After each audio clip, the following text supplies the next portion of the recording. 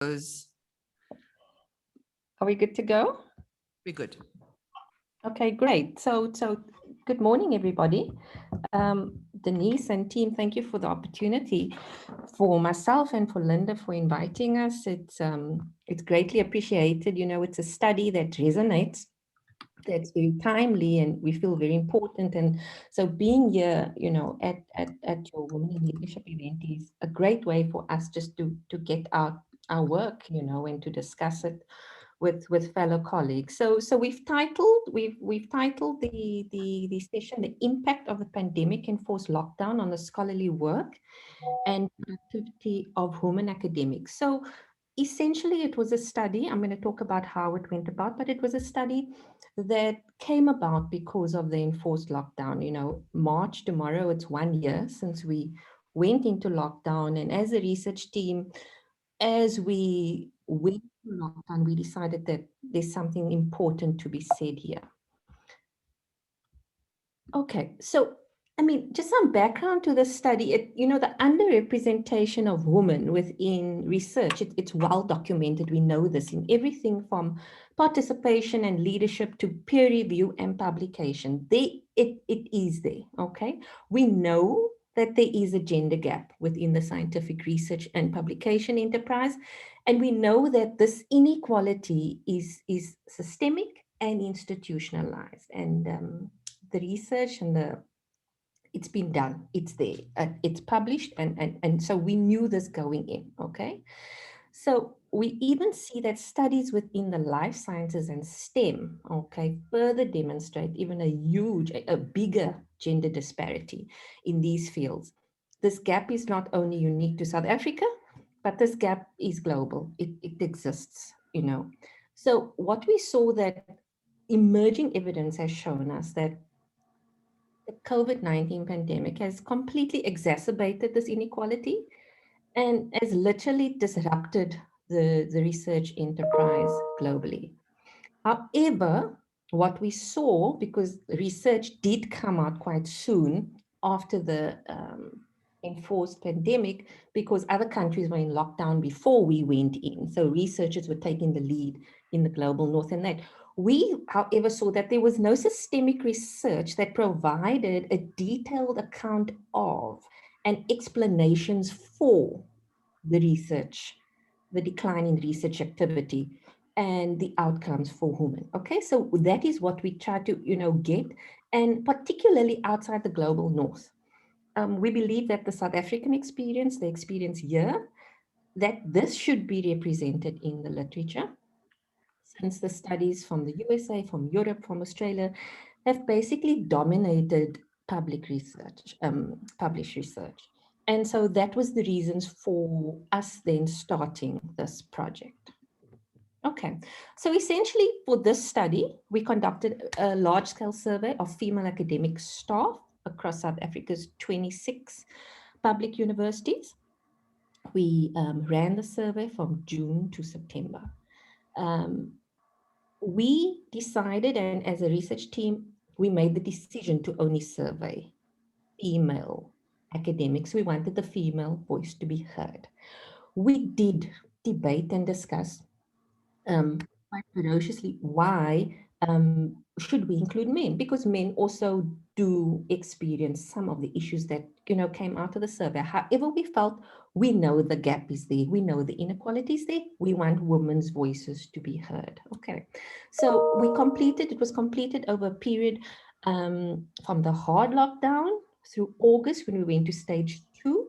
And then by the end of September, when we closed out the survey, there was a total of 2,029 full responses that were received. Okay, that was roughly a response rate of 8.3%, which we found is good, because it was quite then representative of the academy across the higher education system within South Africa. And essentially what we wanted to find was how, as a female working academic, you are managing the tasks of work while negotiating childcare, while negotiating homeschooling, cooking, cleaning. How are we coping? What is happening? Okay.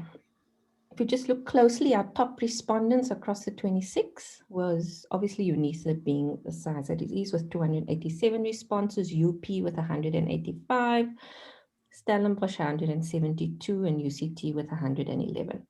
But if you are more interested to look at the distribution of the responses, we're happy to show you that more. But I've just taken key numbers out of our response. Okay, so what you can see here, okay, maybe I should just emphasize here. So looking at the responses, to protect privacy, no responses or no respondents are identifiable beyond the institution. Okay, no response will be, but is attributed to a particular university.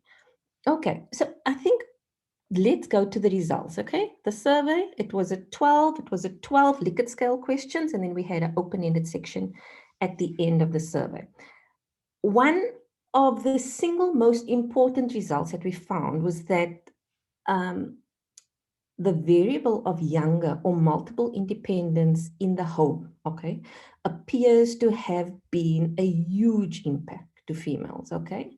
Overall, the pandemic appears to affect academic women with children, with 54% of our responses having children living at home, okay. So in the survey, we did look at different ages of children, but children living at home, that was 54%.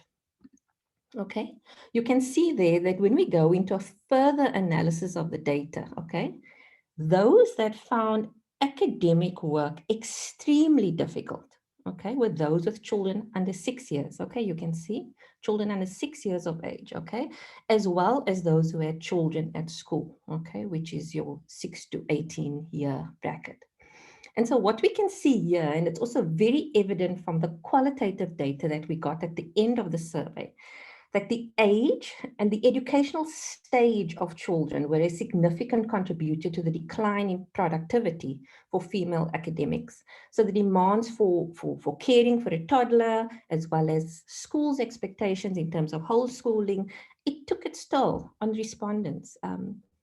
As a mom myself, you know, you got caught up in competing roles. You have to teach online, you're nurturing vulnerable students, you're comforting anxious children, you're taking care of your toddler, and finding time to do research and writing was extremely difficult for most respondents.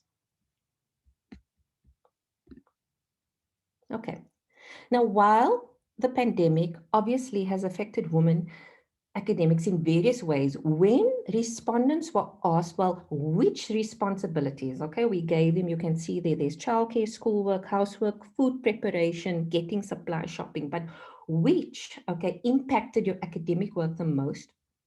We see again, okay, the blue block, that childcare, schoolwork were the dominant factors, okay?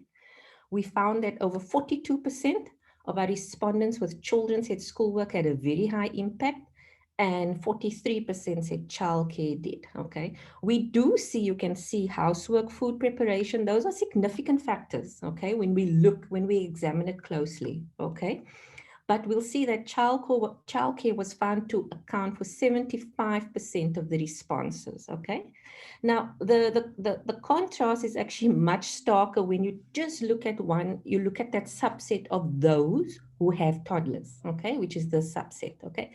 94.5%, 95%, okay, of respondents with toddlers, and we identified respondents with toddlers, if your child is younger than 6 years old, indicated that childcare had a high to very high impact on academic work, 95%. Those with toddlers found that the other responsibilities also affected their work significantly. You can see that as well, okay? On the other hand, you'll see that respondents with no children felt the impact of the other responsibilities to be much lower. Okay. One of the other key findings of the survey was really the sharp increase in the demands on teaching time during lockdown, which has effectively displaced the available research time among female academics, okay? And, you know, we know as academics, we perform various roles. It comes from teaching, research, grant proposal writing, administrative duties and other tasks depending on your rank, depending on your discipline. In this survey, the data clearly demonstrates the distribution of teaching and research was not at all even. And there you can see, okay, with teaching being, in some cases, taking 80 to 100%. And so here you can see in this figure that teaching time, academic time was mostly taken up by teaching online rather than research. Linda will talk about this more, but in the qualitative section of the survey, participants lamented, we often felt when we saw what they wrote, that it was an unleashing just of what they're dealing with. And so they lamented about the effort required to adjust to the new mode of online teaching. Just over half the respondents, so 50%, indicated that they spent in excess of 80% of their total time just teaching. Okay. Administrative duties, a significant majority of the respondents, that was 72%, reported a marked increase, okay, much more in the administrative workloads during lockdown. And obviously this has direct implications for teaching, it has direct implications for research, okay. Only 10% of the respondents reported the amount of such work was less or somewhat easier, okay. And what we find here is that the insights into the escalation of the administrative workloads that has happened, experienced by women, is exceedingly important for progress within the scientific enterprise. Another key finding we found is that it had a profound effect on women's productivity, with 31% reporting having made absolutely no progress and 21% having made only some progress towards completing a significant product. And this is in stark contrast because there is, another school which you see in tweets and you see people saying, I've never been this productive ever before. Well, this was not the case in our study, okay? And so what we see is that this, okay, when we look at the effect of academic productivity, this will have an effect on the prospects of female academics for promotion and advancement. And so in the policy brief that we've written from our research paper, we say that institutions need to track these effects and provide support through policies to protect and nurture the sustainability of female and women's careers in academia, okay? A large part, 48% actually, of the respondents indicated that the lockdown would impact negatively on their academic careers. And so leaders need to be made aware of that, okay? That the female academic staff, females, we view the lockdown as yet another barrier to equity and to consider the effects of the pandemic on the career challenges in recruitment and promotion decisions going forward. Things cannot stay the same, changes need to happen, okay? Okay, so there is your academic product. You can see there, those that made absolutely no or some progress with the academic product, okay? Emotional support, here we see, okay, that overall a total of 40% of participants indicated they required much more or significantly more emotional support as working academics to cope with the demands of the job, while 25% indicated they required the same support as before. Okay. Just going back to some emotional support, we'll speak more to this later, but once again in that section C, in the qualitative part of the survey, you see several respondents expressing feelings of unending exhaustion, which reduced the ability to focus and to be productive, the feeling of despair, the feeling, a sense of unfairness of workload distribution was a key theme that came through in the data. Let's just go to emotional wellness. We can see here, okay, that 48% of participants indicated, so I'm taking here significant and much, that's 48% of our respondents indicated very anxious and concerned or somewhat concerned in continuing with the academic work, given their personal concerns about the pandemic. Well, another half felt the other way. In further analysis of the data, what we found, it's clear that individual circumstances of the female academic often explain the emotional toll of the enforced lockdown. Themes such as childcare, elder care, many participants not only had children to take care for, had parents, had older family members to take care of. These often heightened and caused additional stress levels. And we found that, there was a recent study that came out of the UK that looked at 59 higher education institutions and showed evidence of an escalation of poor mental health amongst university staff. And so when we looked at our data, it really spoke very much to data that we were seeing coming out of Europe, the UK, and the USA. So I've taken the most important part out of the Likert scale questions just to share with you. At this point in time, Linda, I'm going to hand over to you. Thank you, Cyril.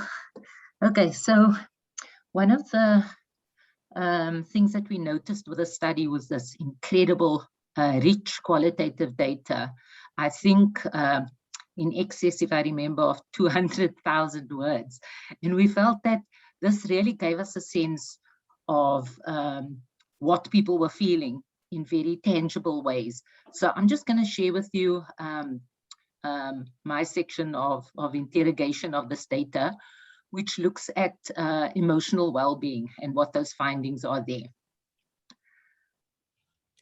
So one thing we can say is definitely that the effects of the pandemic had quite an effect on the emotional well-being of many women in the academy and in our study. We expressed these rather negative feelings, the feeling of being overwhelmed, of being really tired, and of being frustrated. And so in our paper, still under review as is Cyril's, we refer to this emotional burden as emotional taxation. And we look at it through three sources. One, not only in the work environment, which is really kind of a focus, one would imagine, the work environment in the home, but also the home environment itself. What were things going? What things were going on there that caused this emotional burden, and in the social milieu of the woman academic. In other words, its social circle of family and friends.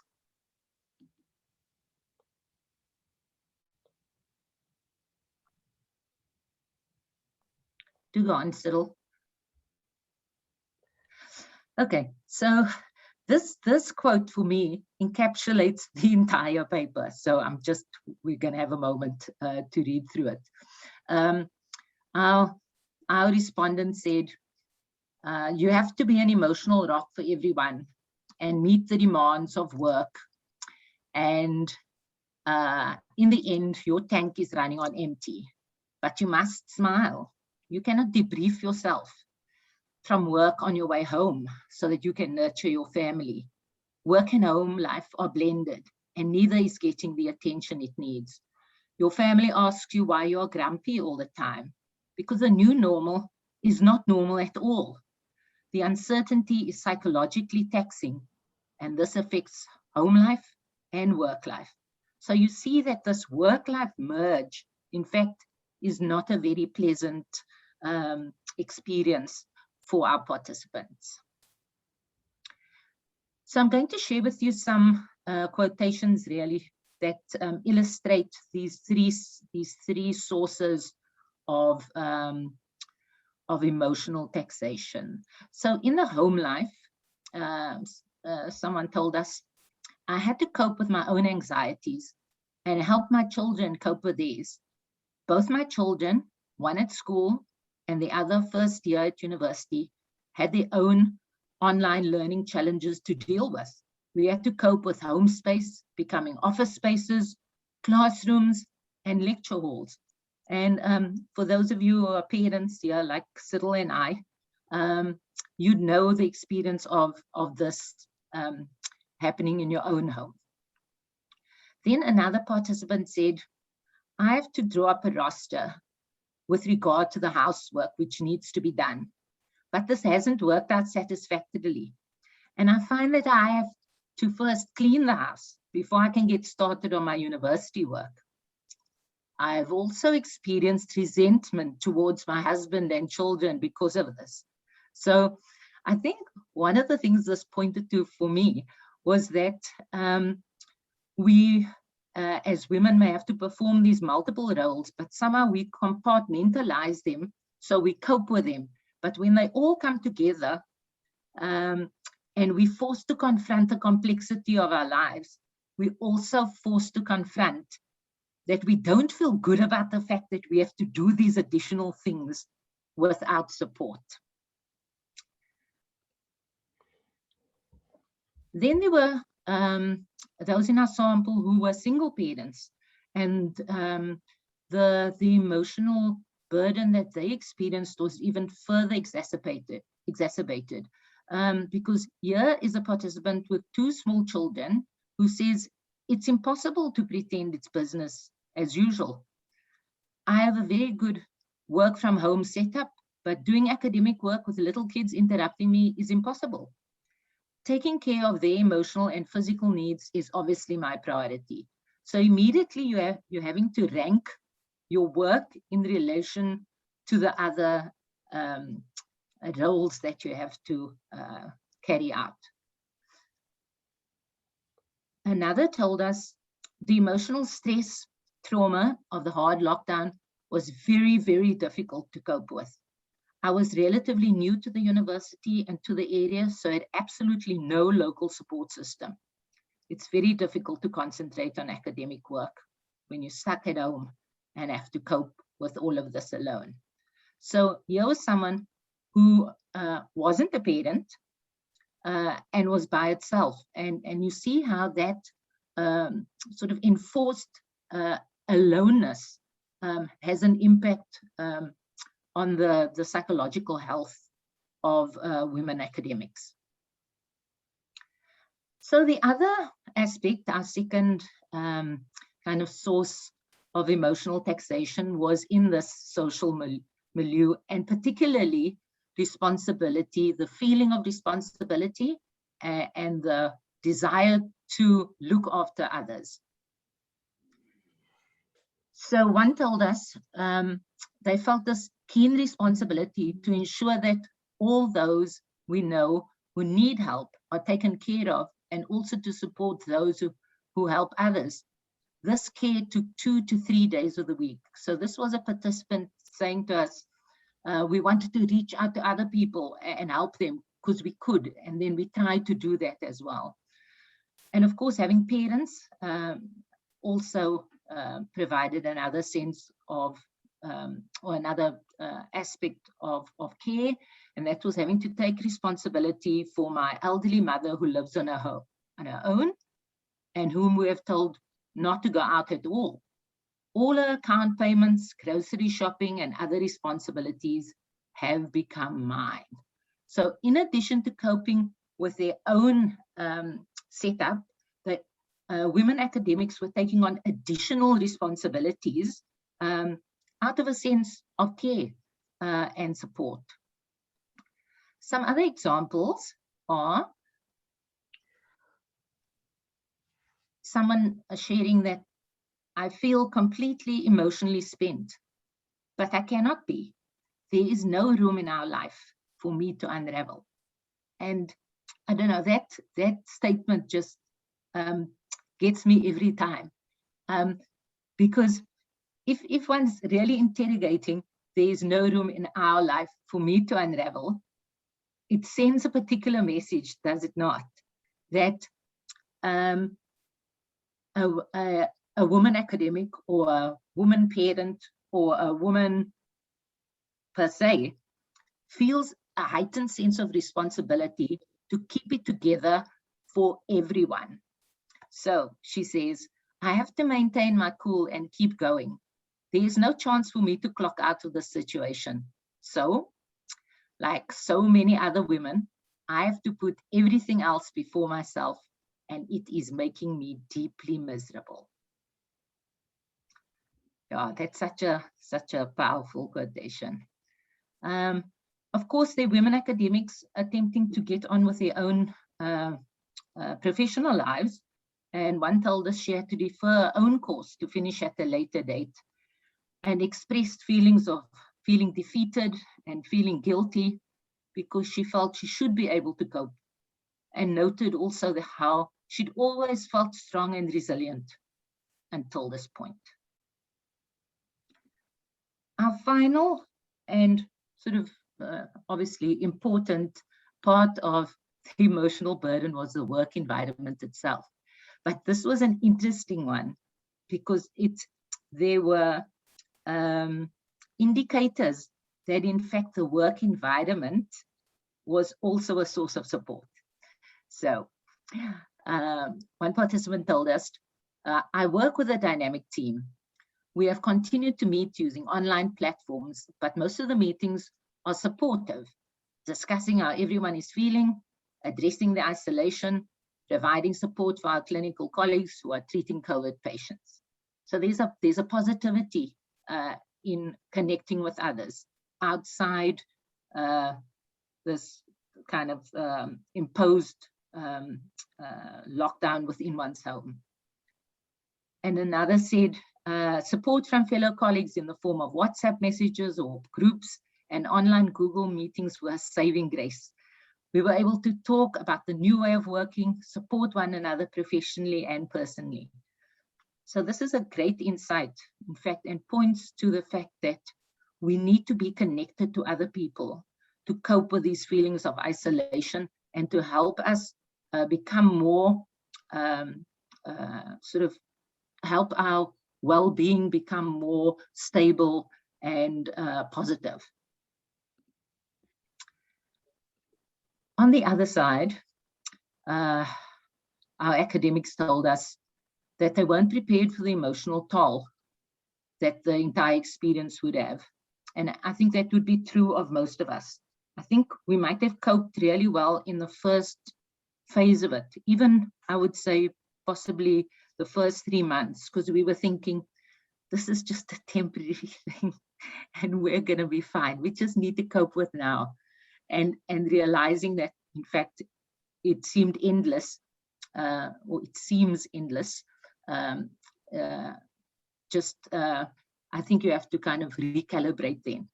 So our academics told us that it is challenging when you have to maintain an online presence for students, responding timelessly to queries and providing support to students that extends beyond academic work.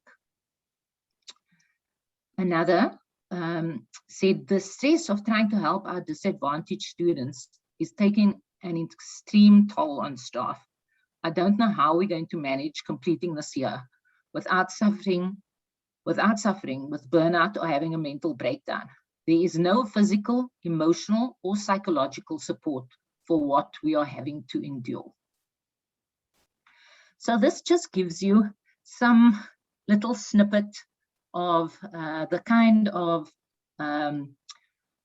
feelings and experiences women in our sample shared with us.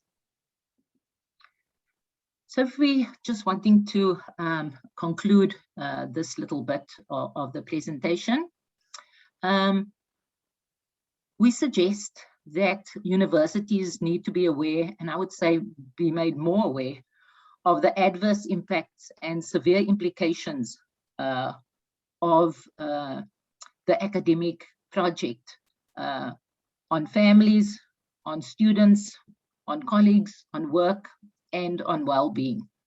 I think there is some acknowledgement, but universities need to go a bit further in terms of what they may and should be doing. So we suggest they might alleviate the emotional burden by finding other avenues to support students, asking academics, and in our case, obviously, women academics, to provide this ongoing support for students beyond the normal pastoral care that we usually provide is not a sustainable way to think about student well-being. Universities themselves need to think about professionals that they might use to support students. Then the literature also suggests that there might be an adjustment of requirements or deadlines, and that may also alleviate this burden. There is an idea that one might rethink the expectations of academics with young children, especially looking at the kind of data Cyril's also shared. And then the other is to provide emotional support through regular communication and engagement. So that's a university responsibility. But I think we as women academics also have a role to play here. And that is that we can practice emotional regulation.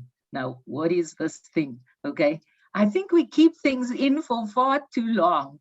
We're coping, we're frustrated, we feel a sense of resentment. It would have been very interesting to explore with that woman academic whether she'd shared that resentment with her family or she'd just kind of bolted up inside, which is the more likely outcome. So we can also practice this emotional regulation through active discussion of positive events with family members and colleagues. And I think also just sharing our stresses and strains with people around us. And then the other is that we have to adopt a mindset where we change in terms of the changes around us, especially in the work environment. I think what happens is we maintain the same, or we want to maintain the same level of output, even though the circumstances changing. So that's also a kind of a step back, reflective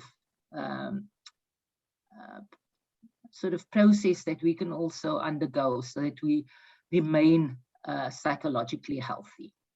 Okay, I think I'm going to stop there, Cyril, and then we'll allow for some questions. Yeah.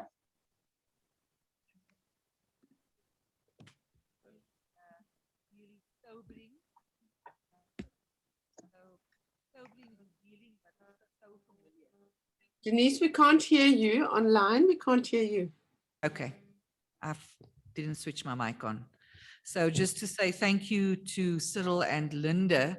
That was really sobering and really familiar, I think, for everyone in the room and online. So thank you so much to both of you for sharing the work of this study with us. And I know that Prof. Jansen is also in the room. So thank you to him as well for being part of, he was the principal investigator on paper in the policy brief we received.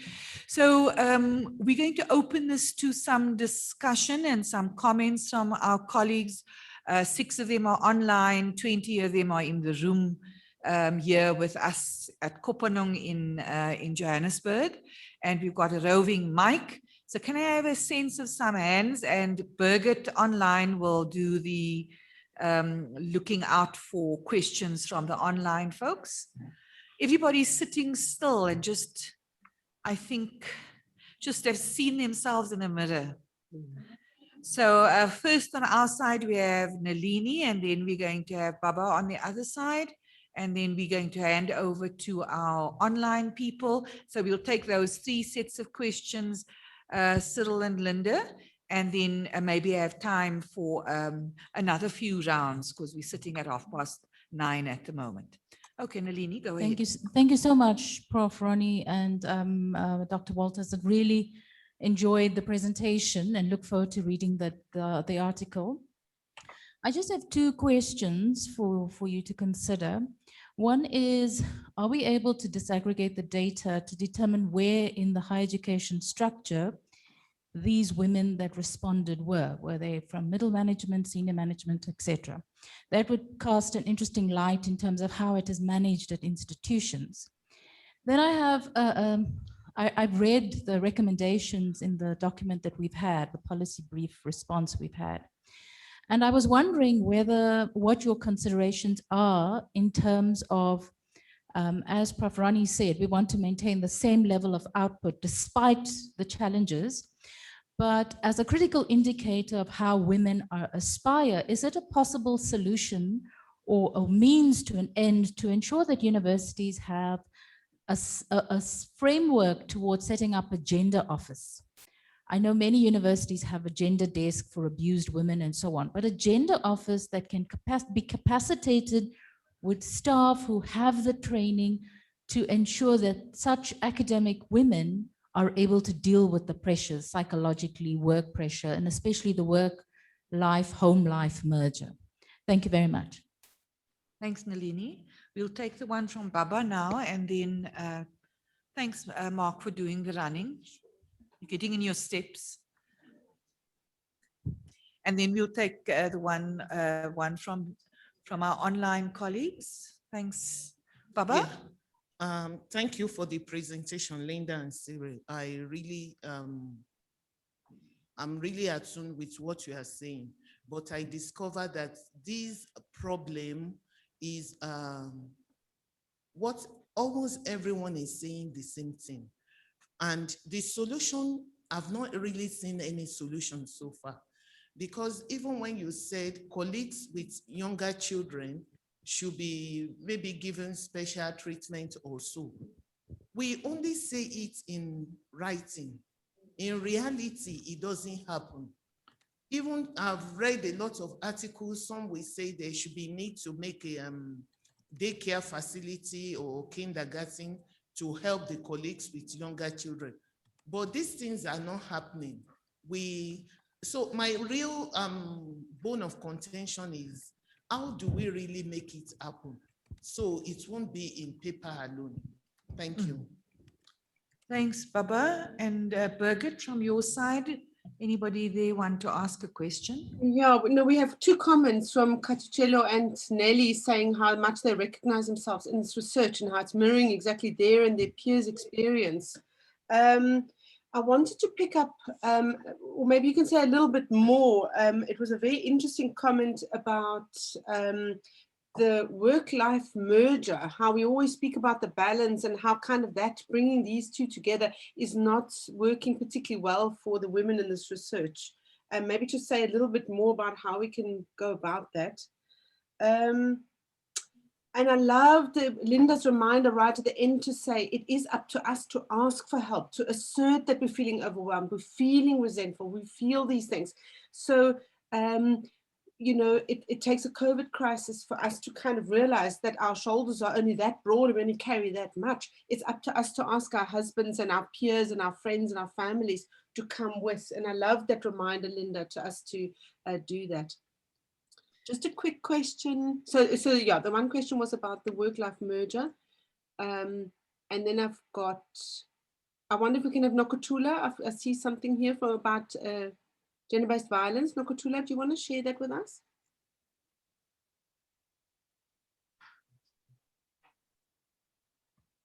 Otherwise, we can take it in the next round also. Yeah, I've got Nelly and Nokutula. Okay, let's get Nokutula to fashion a question, and then Yes.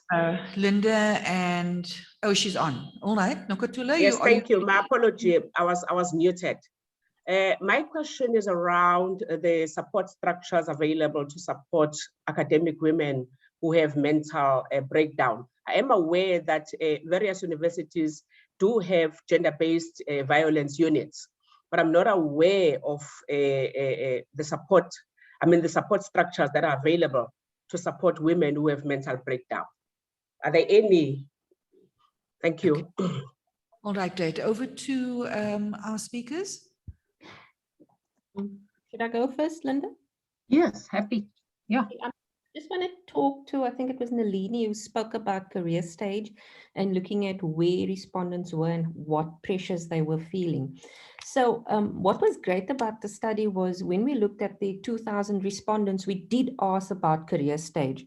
What we found was that about 50% of respondents who were in the 0 to 5 years within the academic, within academia.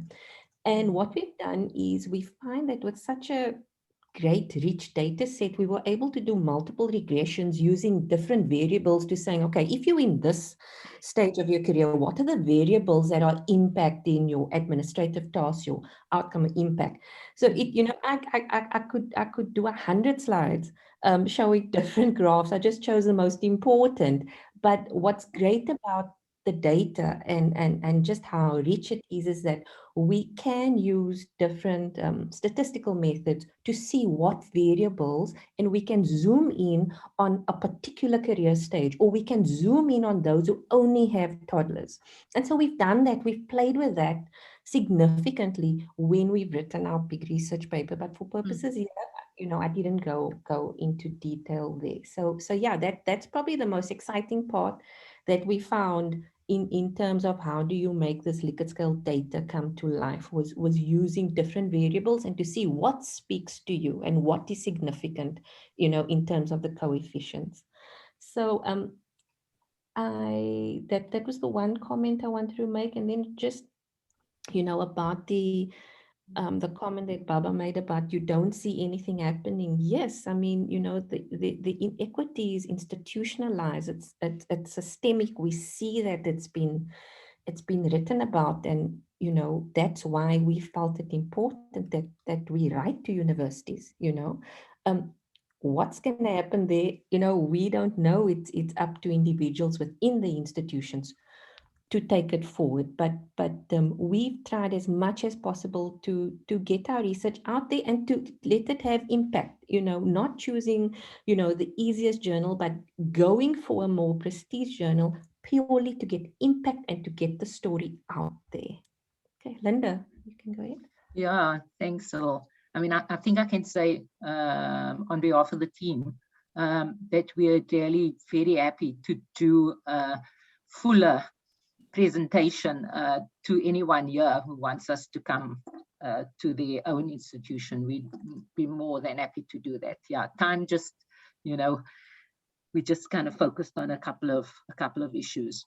So someone was asking about solutions, and that you wanted them to jump off the paper, that they shouldn't just be kind of exist in a, this would be nice to do. And I think that's true. And I think it, for me, it's what's going to happen if you don't address these issues is, in fact, you will not retain your women academics. That's it.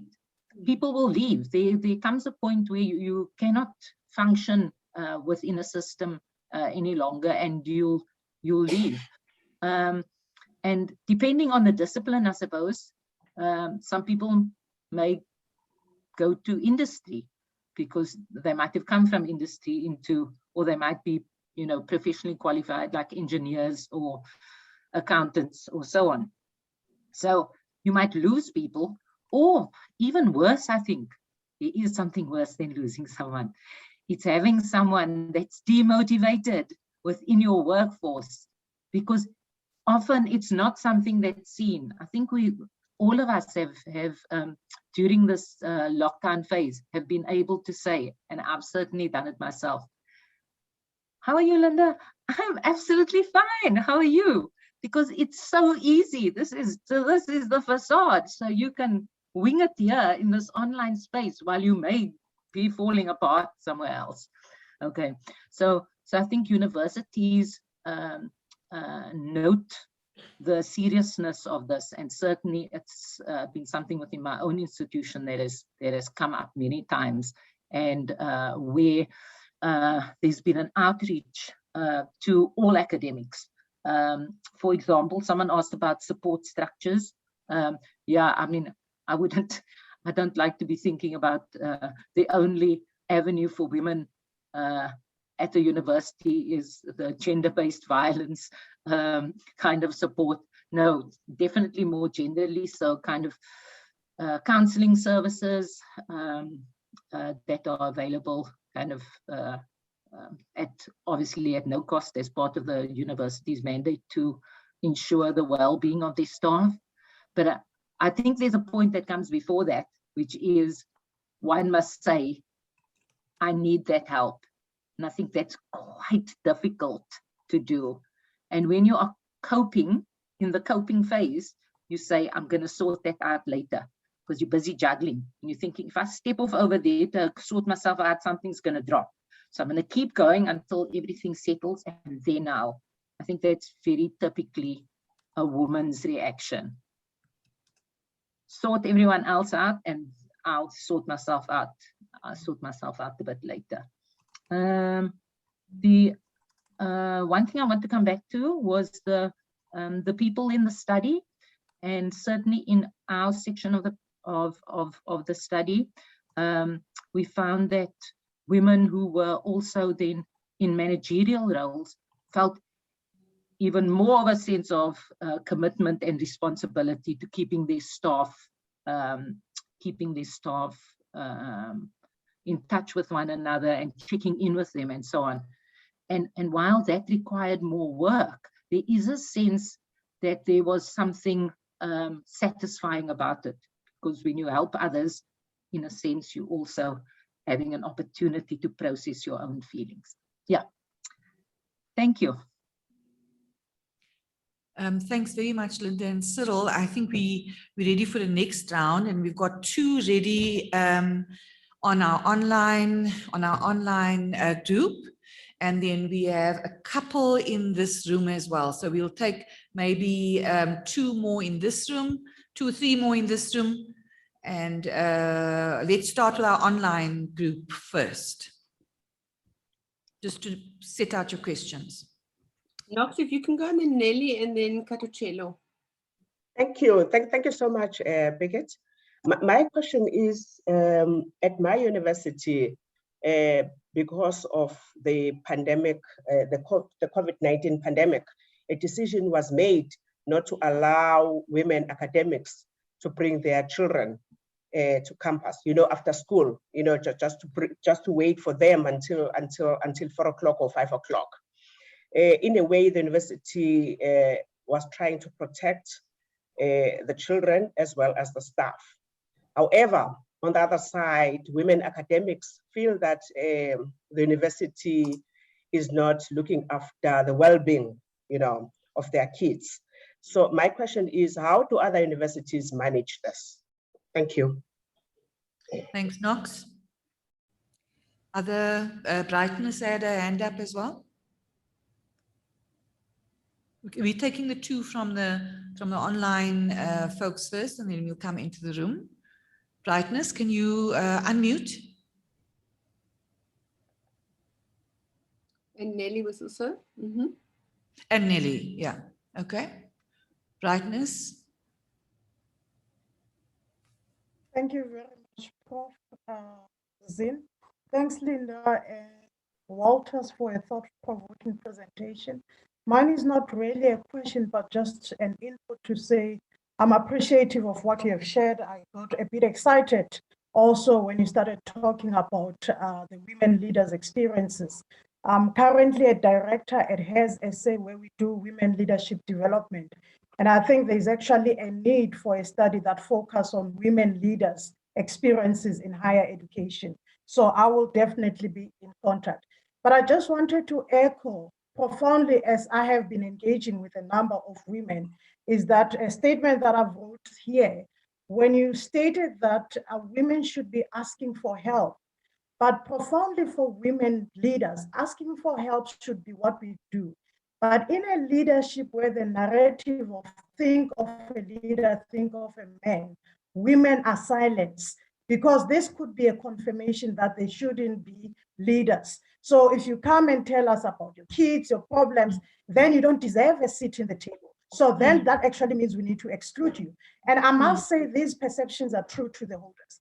But what seems to be a trouble for me, it also goes back to the question on, did you get into a space of disaggregating the statistics? Because for me, I'm also interested on the different social identities.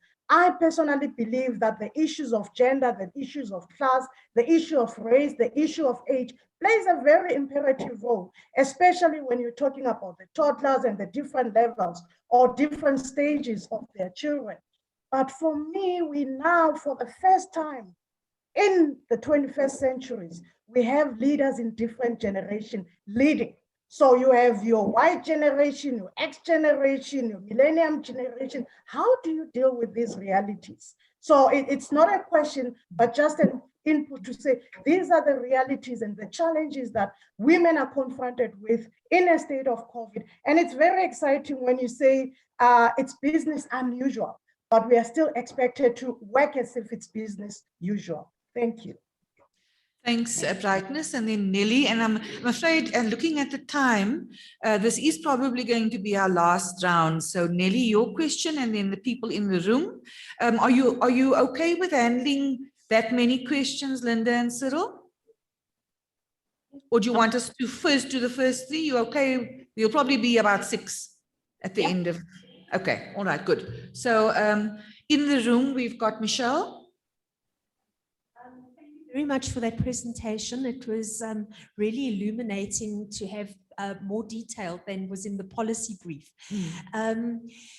I think I've got some question. Well, one of my questions is around, in your engagements with individual universities, have you presented the data to them for their university, or have you only presented the aggregated data? My question really relates to my thinking around advocacy and perhaps even agency. As an umbrella organization for the public universities, my feeling is that USAF should be engaged as well. So I think it's important that each individual university understands the data emanating from their university, because there will be some differences across universities. We know how they work and their particular systems, and some are definitely, in my humble opinion, more patriarchal than others, for example. But at a sectoral level, I feel, and I've posed this question internally to USAF about whether there's been any engagement, and I haven't had an answer really. But as the HELM program, I think it's really important that if there's a feeling from the group here and from the researchers, to have to talk to Oliver about having an engagement that pulls together, for example, the HR Directors Forum. Because I personally feel that this is not necessarily only an issue for individual institutions to deal with. I really do believe that there needs to be a sectoral response, so that some universities that are more disengaged with what is happening are almost, hopefully, forced to shift, in a more positive direction. But that it's not only the HR directors, it's also the Transformation Forum. And there are a number of structures within USAF that could be pulled together into some form of, I had to use the word colloquium or a seminar, but really something that we want the sector to take on, shift, and perhaps even, in my opinion, develop guidelines for. But, from where I'm sitting, that would need to be a push that comes from, say, this group, plus another, a few other groups, etc. But I really feel quite strongly about it. And the qualitative data that has come out today, which, in a policy brief of the kind that you provided, is not always possible for that level of detail. But some of those quotations are, really bring home how deep this problem is. And COVID has really just highlighted those very severe inequalities. Thank you. Thank you, Michelle. Those are really, really critical comments that we will take further in our agency discussions that we're going to have later. Thank you, Posner. Yes, thank you for the presentation. And I think mine are not questions, but just additions or comments. One of the things that I've realized is that institutions seem to be taking, instead of moving forward, we seem to be going backwards. UKZN, for example, like it used to be University of Natal, used to have a daycare facility for kids. That was before I even joined the university. They used to have a daycare facility for kids where you could drop off your child and pick them up at 4:30 when you knock off. But now it's no longer functional.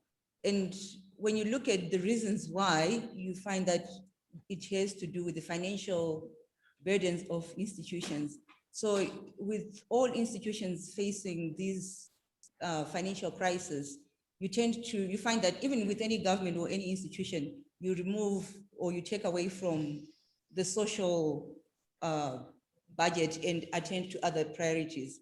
So I think like when we talk of solutions, we need to look at the financial impact of those solutions and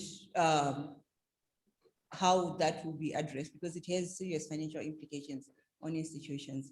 And one other thing that I would also like to comment is that, like, well, for some of us, I think someone asked what other institutions are doing.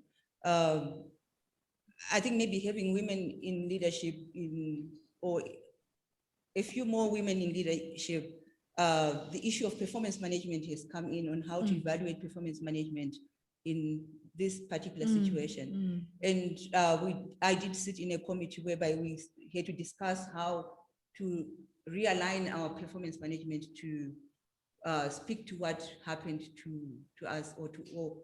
And what the good thing is that HR came on board, and we adjusted we spend most of our time teaching or preparing online stuff, so, and less of research. So the wait for research or supervision or all those things was now different, and we had to adjust, and they allowed us to do that, which was a great thing. Okay, great, thanks. There was another question which has now been covered by the ones in the room. So I don't see any other hands up. And we are, sorry, Alma. Thank you very much. I don't have a question, and I think a lot of the comments has been covered by Brightness and Michelle. But I just want to share with you a moment of shock in terms of the ignorance and that sometimes is amongst management. Sorry, Because we've done online teaching so well, and because women were quiet, and because they didn't tell what is happening and how they suffer and how much they sacrificed, I was asked the following question. Since we are moving online teaching and learning, how many lecturers can we disemploy? Because you now need only one lecturer for an online class of 3,000 or 4,000 people, because the LMS system is marking. The marks are easy to capture. You only prepare once. You don't stand in front of a class anymore. So that means we don't need so much academic staff anymore. We actually need more support staff. And that's all. And you know what? It was just this moment of where I didn't know what to say, because you can say whatever you want to. You can say, but they're working later, they're working at nighttime. Students use nighttime data, and therefore some of the questions and answers are after 10 and 11 at night. Some of the students find it difficult because they don't have a learning space. So we moved our assessments to only start at 9 and 10 and 11 at night, so that they can use their night data. And that means a lecturer's time and date and working is then 10 and 11 at night. And that is just not recognized by management. And, you know, when the CEO of finance just see this as an opportunity to save money. So therefore, doing things well and staying quiet about that is also not good. All that management wants to hear is how many students were on Moodle, how many students passed this, what is your throughput rate, what did you do, how many times, but they don't ask you, how did you do that, how many hours did you spend? And I think it's time that this type of research are made available and come onto the table so that people can understand what's happening. Thank you for sharing that. That's Lorraine, by the way, not Alma. A moment of non-recognition of your name. Sorry about that, Lorraine. So those are the questions that we have and some of the comments to our speakers. Could we ask you to respond, and with that response also perhaps end off, because we're getting towards 10 o'clock. Thank you. Okay, maybe I just wanted to respond to Michelle, who asked about individual universities, right? And if we have disaggregated the data. We examine the sector as a whole. It would be wonderful to disaggregate according to institution, but I can write a book on getting gatekeeper clearance and ethical clearance from 26 universities and what the requirements were. And those requirements were to have an anonymity of institution. So unfortunately, we have access to know where the respondents are from, but in terms of reporting the data, we can't go per institution. We have to look at the sector as a whole. Other comments? Thank you, Brightness, for your illuminating comments. I hope to be in touch with you soon. And then Nokutula, talking about your university that didn't want children to come and how other universities are coping. Well, I can just speak for myself. I'm at Stellenbosch University. I'm a single mom. I have a 4-year-old. He did not go to school for 9 months. He was with me full time, and I just didn't go in. I didn't have a choice, and I still don't go in. And I'm very blessed to have a very supportive environment where that's fine. Obviously, it comes with other stresses in terms of our work now when he's at school. You do the school run, and you work when he goes to sleep. So you see a lot of sunrises than you've ever seen in your entire life because you have to make up time because you don't have the full day. So you're coping with less sleep, and who knows how that's going to impact your life. But for me, that's my reality, and that's how I've had to adapt. But the questions, the comments are great. It's actually given me impetus to make sure this research comes out now. And we're working on it. So thanks again, everyone, for your comments. And Denise, thank you for being so gracious in hosting us. Thank you, Cyril. Linda? Yeah, just to wrap up there, I think just to your last comment about the academics and the children at work. We're at UCT, we're also staying in a work from home mode, so we haven't had to deal with that. And I've had countless emails from parents saying to me, we are ever so thankful that school has started again, so we might have some breathing space. So that's a very, very, very real kind of, trying to shove everything into one day. Yes, Brightness. Think manager, think male. Think follower, think female. I'm very familiar with that. That's stuff I teach and ongoing work that I do. So definitely, I'll be in touch with you. We can chat some more about developing women leaders in the sector, and importantly, how the responsibility is not only women's. That for me is the crucial thing. It's a responsibility of everybody. And I think in the main, if I recall correctly, we are exceptionally well represented in the higher education sector. So we definitely have a voice, and but B, we are there with other people who are also, I would imagine, facing similar challenges, certainly in the parental sphere. Yeah, I think there's so many things that we haven't covered. I mean, Cyril's also got another fabulous paper linked to this, which is about the guilt that women academics feel, and that by itself is a very heart-wrenching paper. But as she says, our papers are in review. This is not a bad thing. So we're hoping to get that out to a broader audience from an intellectual kind of endeavor.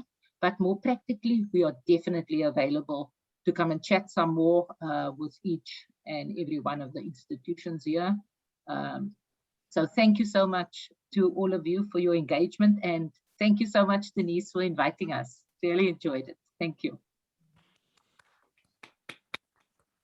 So just by way of ending off then, so that we can allow our colleagues to leave, we'll continue the conversation in this next space we've got.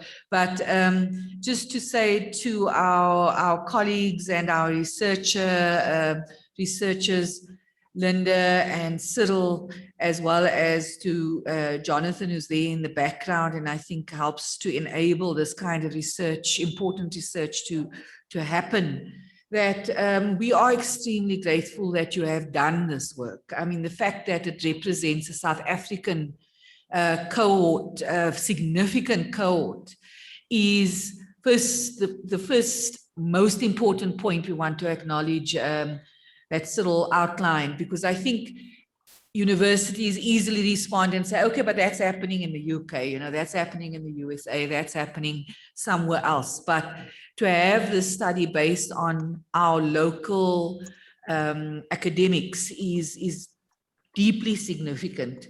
And then the richness of the data as well, both the qualitative as well as the quantitative data that you have collected, is going to, I think, give many more papers, many more inspiration, much more inspiration to people to pursue some of the questions they've asked here, to which there are perhaps not yet sufficient answers or sufficient data. I think the issue that has come up around agency and resilience and vulnerability and asking for help, these are sort of polarities and paradoxes that we have to live with. I think we always have to live with the paradox, or some might call the polarity, of, on the one hand, admitting to the vulnerabilities and then having to show the strength, because those two things kind of work hand in hand in terms of how we are viewed and what it is we have to do.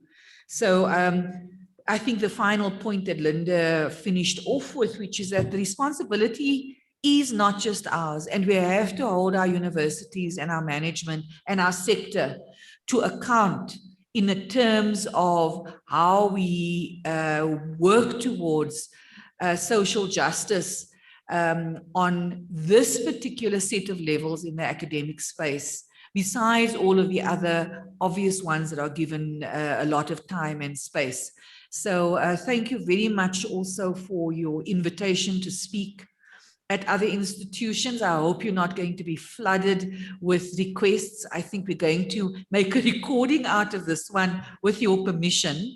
And that might be a way in to share some of these in other spaces. We will ask for your permission first.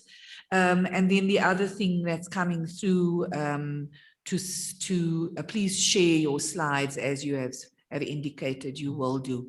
We're looking forward to those reports coming out. I've written to Jonathan, I've written to Linda, I've written to Cyril, say, please can we have the research report? And I now know why I didn't get an answer saying, here it is, because normally all of those people would have said, shared it and said, here it is, but it's because they're working on it to go into a prestigious journal or journals where they will have the most impact. So we fully understand that, and we thank you for being able to share some of your findings with us in this oral form and in your presentation. So thank you so much for saying yes, and we look forward to engaging with you a lot more going forward. Thank you so much. Let's give them a huge round of applause. Thank you, and we'll take leave of you. Thank you. Thank you. Bye. Thank you. Bye-bye. Bye, everybody. Bye. Bye. Okay, I think we all just need to stand and shake our legs, right? But then we got to come back to this next session while everything is fresh in our minds, to really look at what do we do. And so if you can put on the next slide, but we're going to give a 5-minute stretch break, bathroom break. It's not tea yet, eh? No, it's tea not is tea. after this next session. Yeah. Tea is after our next session, which is going to be probably about 45 minutes, just to accommodate a short break. So tea will be at 11 or 11:10. Should we? Okay. How long is our break? Our break is supposed to be half an hour. We're supposed to start at 11:30. It's now 10:10. So let's come back at 20 past 10. Just have a substantial 10-minute break. Okay. But please be back on time because we're going to do some group work, very important group work coming after this. If any of you have slips of paper with some ideas for the open space, please pass them forward to me so that I can have a look at those. It's not tea time yet, just stretch break, bathroom break.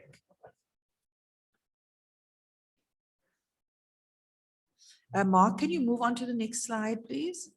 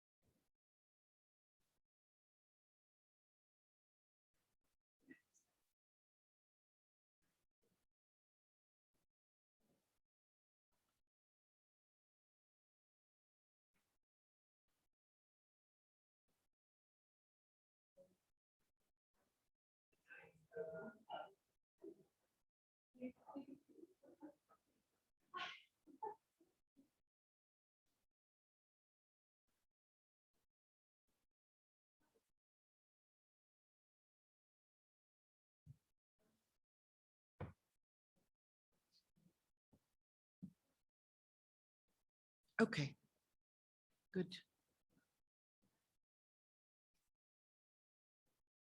Yeah.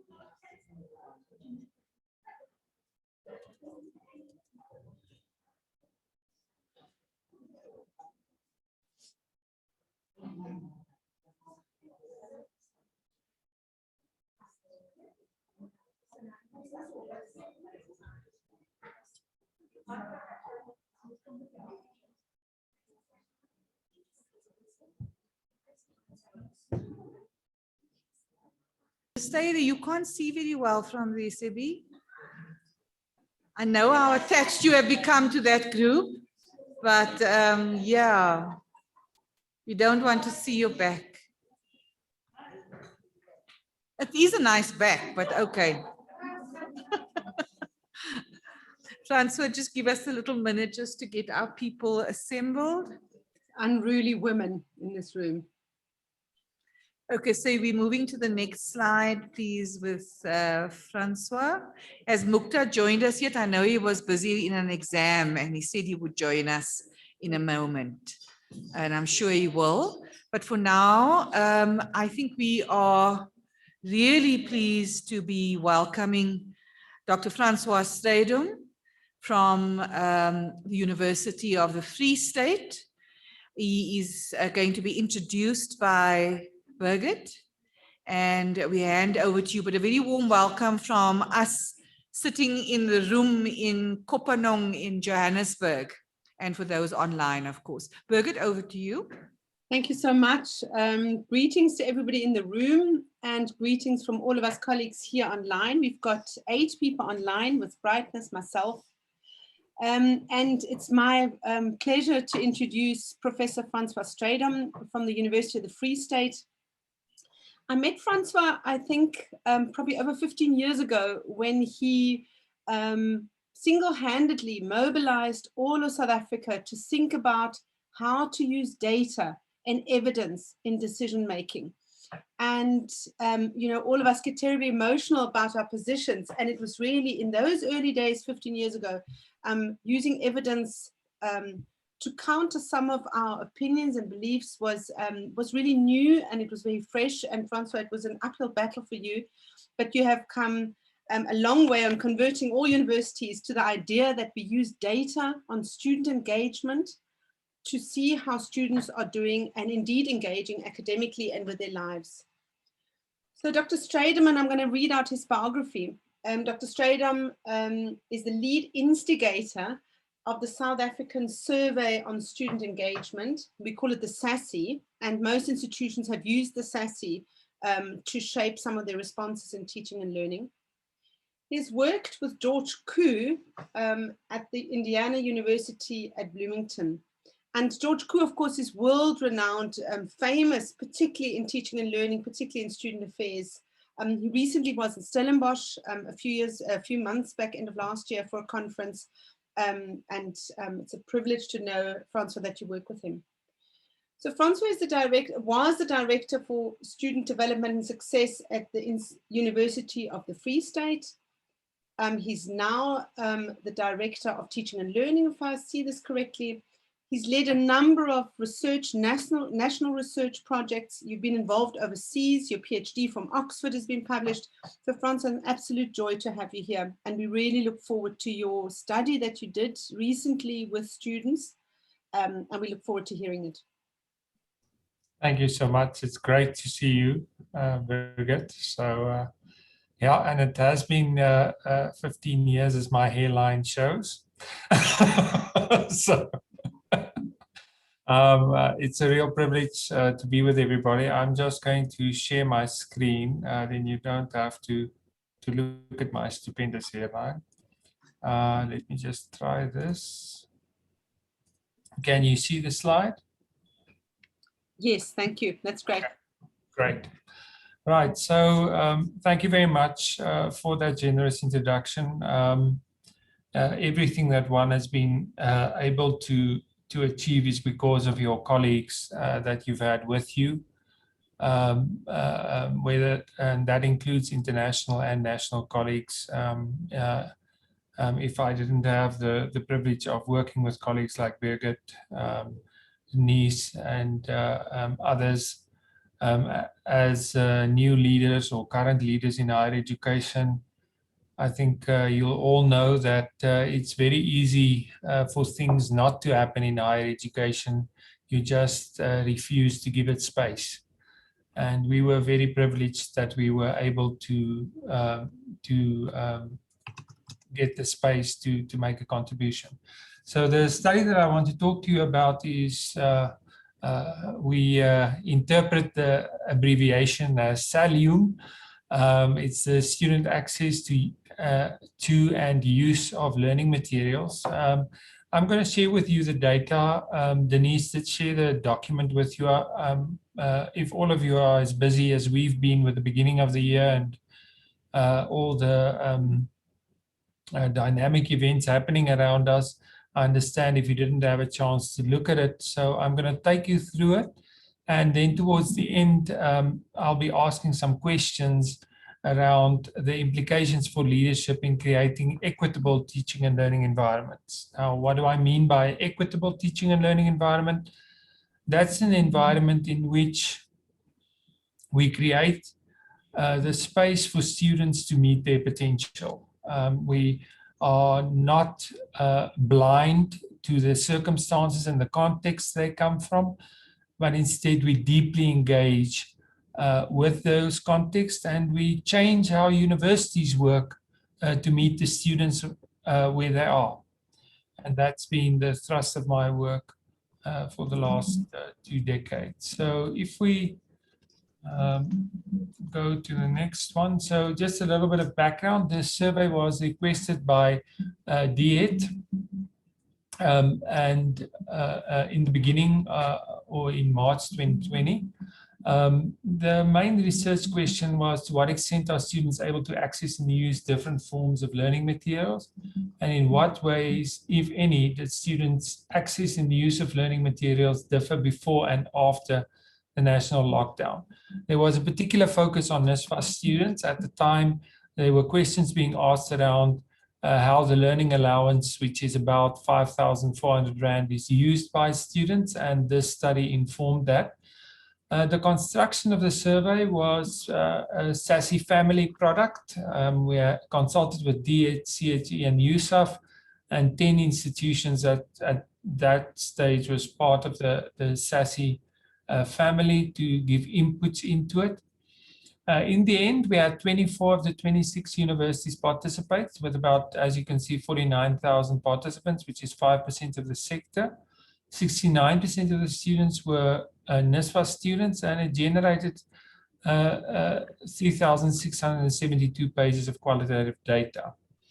The statistical analysis was used, with descriptive stats using SPSS, and for the qualitative data, we had a inductive and deductive approach using a text mining algorithm because 3,700 pages is too much to read through and code. So, but we're completely transparent about what we were able to do. So there you can see the spread of the sample. You can see a nice representation across the different types of institutions.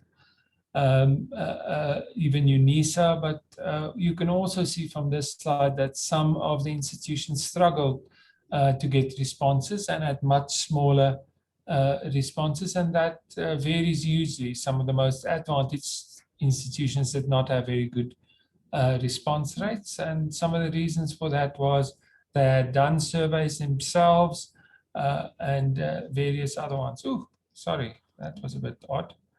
If we look at the spread, you can see the majority were undergraduate students. About 37% of them were first years. Most were there for senior undergraduates. You can see the spread of across CESM categories.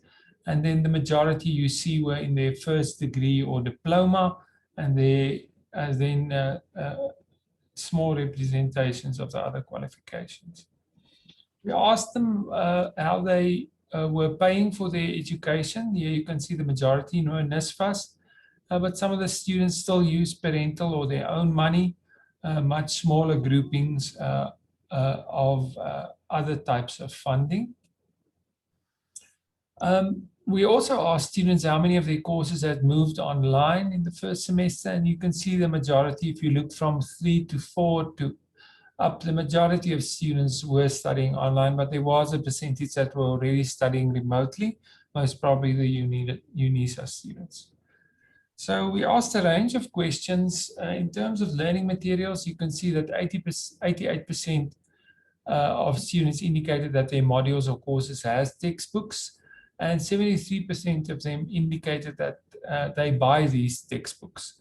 One of the contextual factors was there's a group of publishers that were saying that changes in NSFAS funding, because the learning allowance was provided to students, it bottomed out, or it all but destroyed the textbooks market, and this study contradicts that.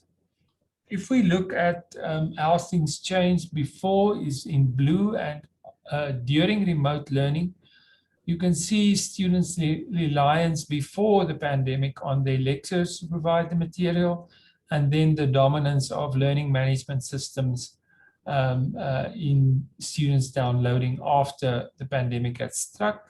You can also see we snuck in a question regarding possible less than legal spaces, such as FileShare and Torrent, to see if students were obtaining their textbooks in a creative way, and you can see there's 27, it's about 30% of students that make use of that option. If we look at access to devices, data, and connectivity, if you look at this data, I'll give you a little bit of background. If you summarize this, 96% of our students, or the students that responded to the survey, had a device with which to access, and the 4% that didn't have a device would ask somebody and borrow it. About 60%, if we average out NSFAS and non-NSFAS, have a laptop, but the majority are with smartphones. And this is the national statistics that would vary from institution to institution, but gives us a sense of what device access looks like. A critique point of the study could be if students had absolutely no way to connect, they wouldn't have responded to an online survey, and we accept that critique, and one has to take that into consideration when you interpret these results. In terms of access to data, you can see that our NSFAS students use their money to buy bundles from service providers, but you can also see that a lot of students made use of the free access portals that the university created. A comparison between NSFAS and non-NSFAS, you can see our non-NSFAS students have much more access to Wi-Fi and fiber at home. So even though our NSFAS students have the resources, our non-NSFAS students might have better environments to study at. If we look at engagement with educational technology, here we ask questions around the environment a little bit more. And again, the NSFAS versus non-NSFAS is an important analysis. You can see the majority of students were able to charge their devices, although in the qualitative data, load shedding, Eskom's contribution to the pandemic was prevalent. Having a quiet place to study, you can see a significant difference between our non-NSFAS and NSFAS students. So the environment in which students have to study, less conducive for our NSFAS students.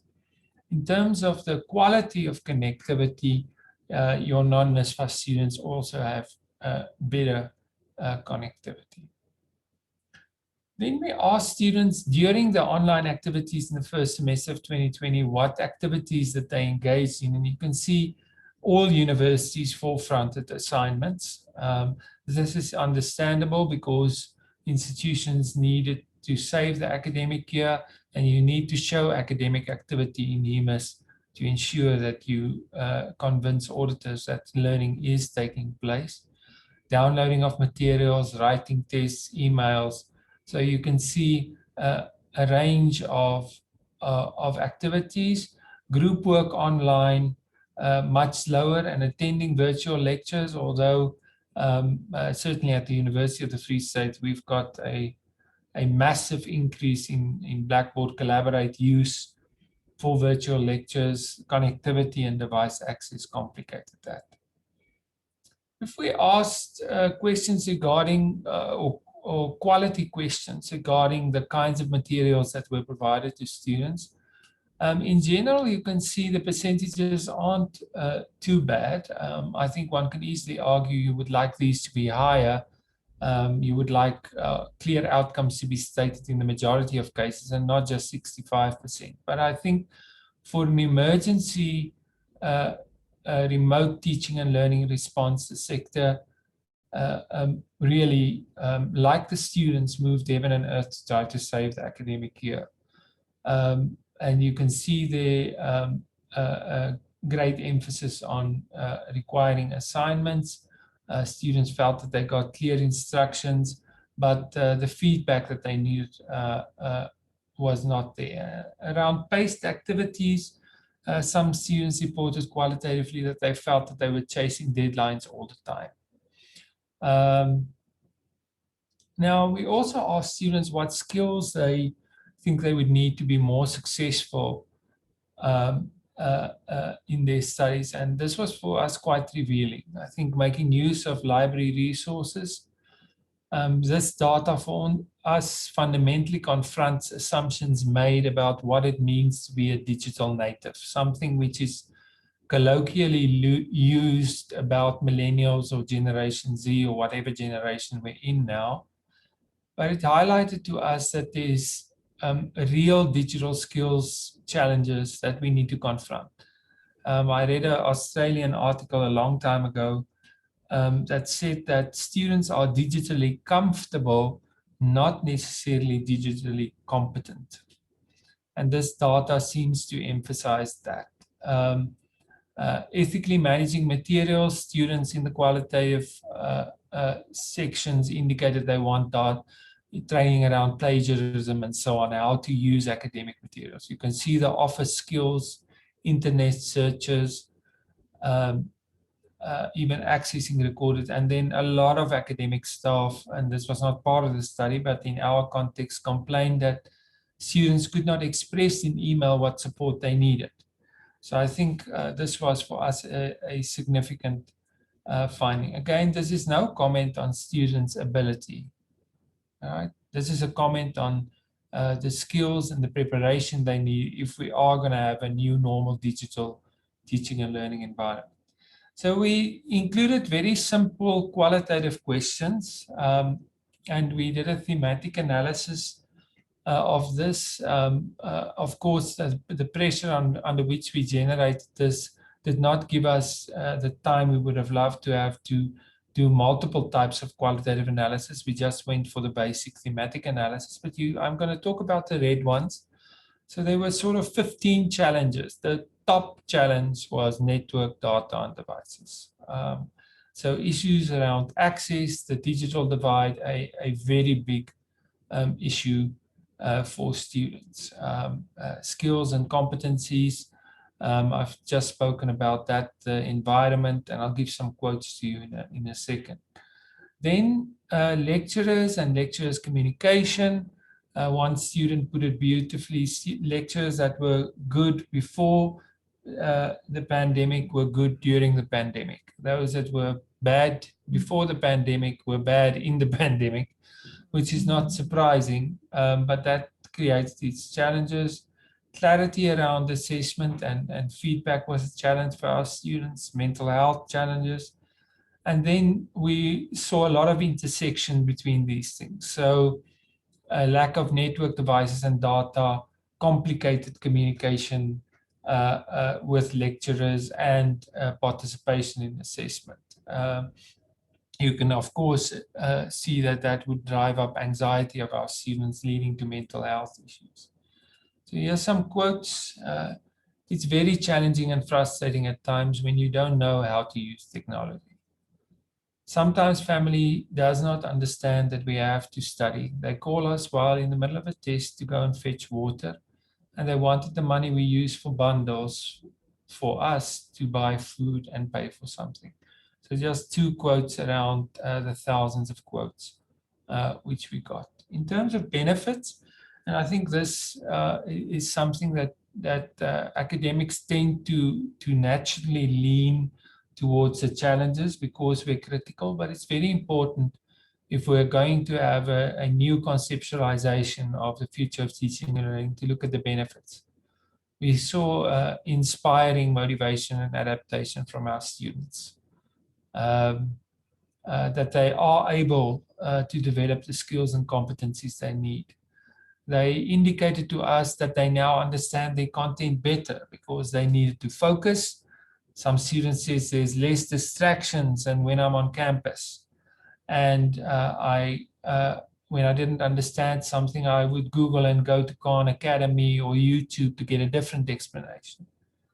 Many universities have reported better academic performance. The immediate reaction I've seen in meetings is that means assessments was of a lower standard.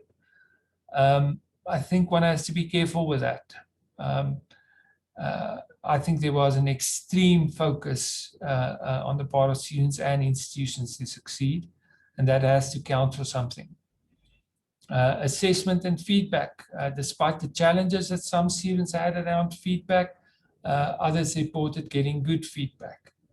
Very interestingly, students said that they actually engaged more with their peers and the lecturers during the pandemic than before. They were actually a little bit more comfortable in a more anonymous situation to engage. And then we saw them becoming more independent and self-directive due to the emergency. So some quotes, there's a lot more access to learning materials, and it is extremely beneficial to have recorded lectures, which I can refer back to and rewatch if something is unclear. This is something we know out of language. If you're functioning, if English is your third and fourth language, having a talking head in front of 400 people is the worst kind of pedagogy. right? So having recordings that you can go back to, you can replay, is tremendously empowering.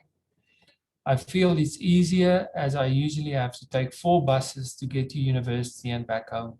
Sometimes I had to do that to attend just one lecture, whereas the info or the lecture could have been live streamed and I could have actively taken part from home.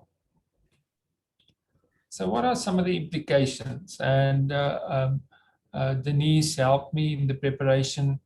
One of the questions you as a group want to reflect on is, how do we level the playing field? In other words, how do we create an equitable learning environment? And these are some of the suggestions we've made. So firstly, basic learning infrastructure is critical. We have to ensure that all staff and students have access to digital infrastructure, and that's appropriate data devices and connectivity. Therefore, we all must raise our voices in every platform that we can to get a broader spectrum in this country. Mozambique did it in a year. We've been, not use inappropriate adjectives. We've been trying to do it for 15 years. More flexible learning environments that incorporates technology in teaching and learning and makes it a norm. For this to be successful, students, and particularly students from lower socioeconomic circumstances, need to be supported with basic learning infrastructure to close the digital divide. So I was part of the Helm conference at the end of last year and shared a platform with Lucy Abrams from WITS. And she said, why don't we take the IEG, the infrastructure grant, and give students laptop instead of spending it on buildings, which I thought was a very interesting idea. Of course, that money is now being used for fees must fall demands. But I think COVID is confronting leaders to think very carefully about just how serious we have to be about tackling the divide. The second implication, digital skills development needs to be prioritized. If we're going to give a wider range of types of learning materials, digital, blended, and so forth, students need to know how to do effective searches. They need to be able to distinguish between academic and non-academic knowledge and how to engage ethically with content. We started looking at maybe the principles of connectivism to drive theorization, and we started looking at that. All institutions should prioritize digital skills development and to develop information and media literacy skills, which is a 21st century graduate attribute. In addition, our staff need to be trained how to incorporate technology as part of their pedagogical approaches. So pedagogy leads, not technology, right? But the question that the data poses for us then, Red, is how has 2020 changed your own assumptions around how students learn? At the very least, we think institutions need to prioritize the training of learning designers. If you read into higher education, the US periodical, you'll see that learning designers is now the scarcest skill on the planet because there's such a huge demand. Flexible content delivery platforms, we believe there should be investment in a platform that makes it affordable to use electronic textbooks, makes it you able to upload institutional development materials and OERs. These need to conform to universal design principles so that it's accessible to all students, including students with disabilities. This kind of platform needs to allow access from any type of LMS. And this platform then will help to create more equitable access for our missing middle students specifically. By creating such a platform, we can finally create a learning environment in higher education where people can learn in different ways, at different times, from different sources, in different spaces. Right.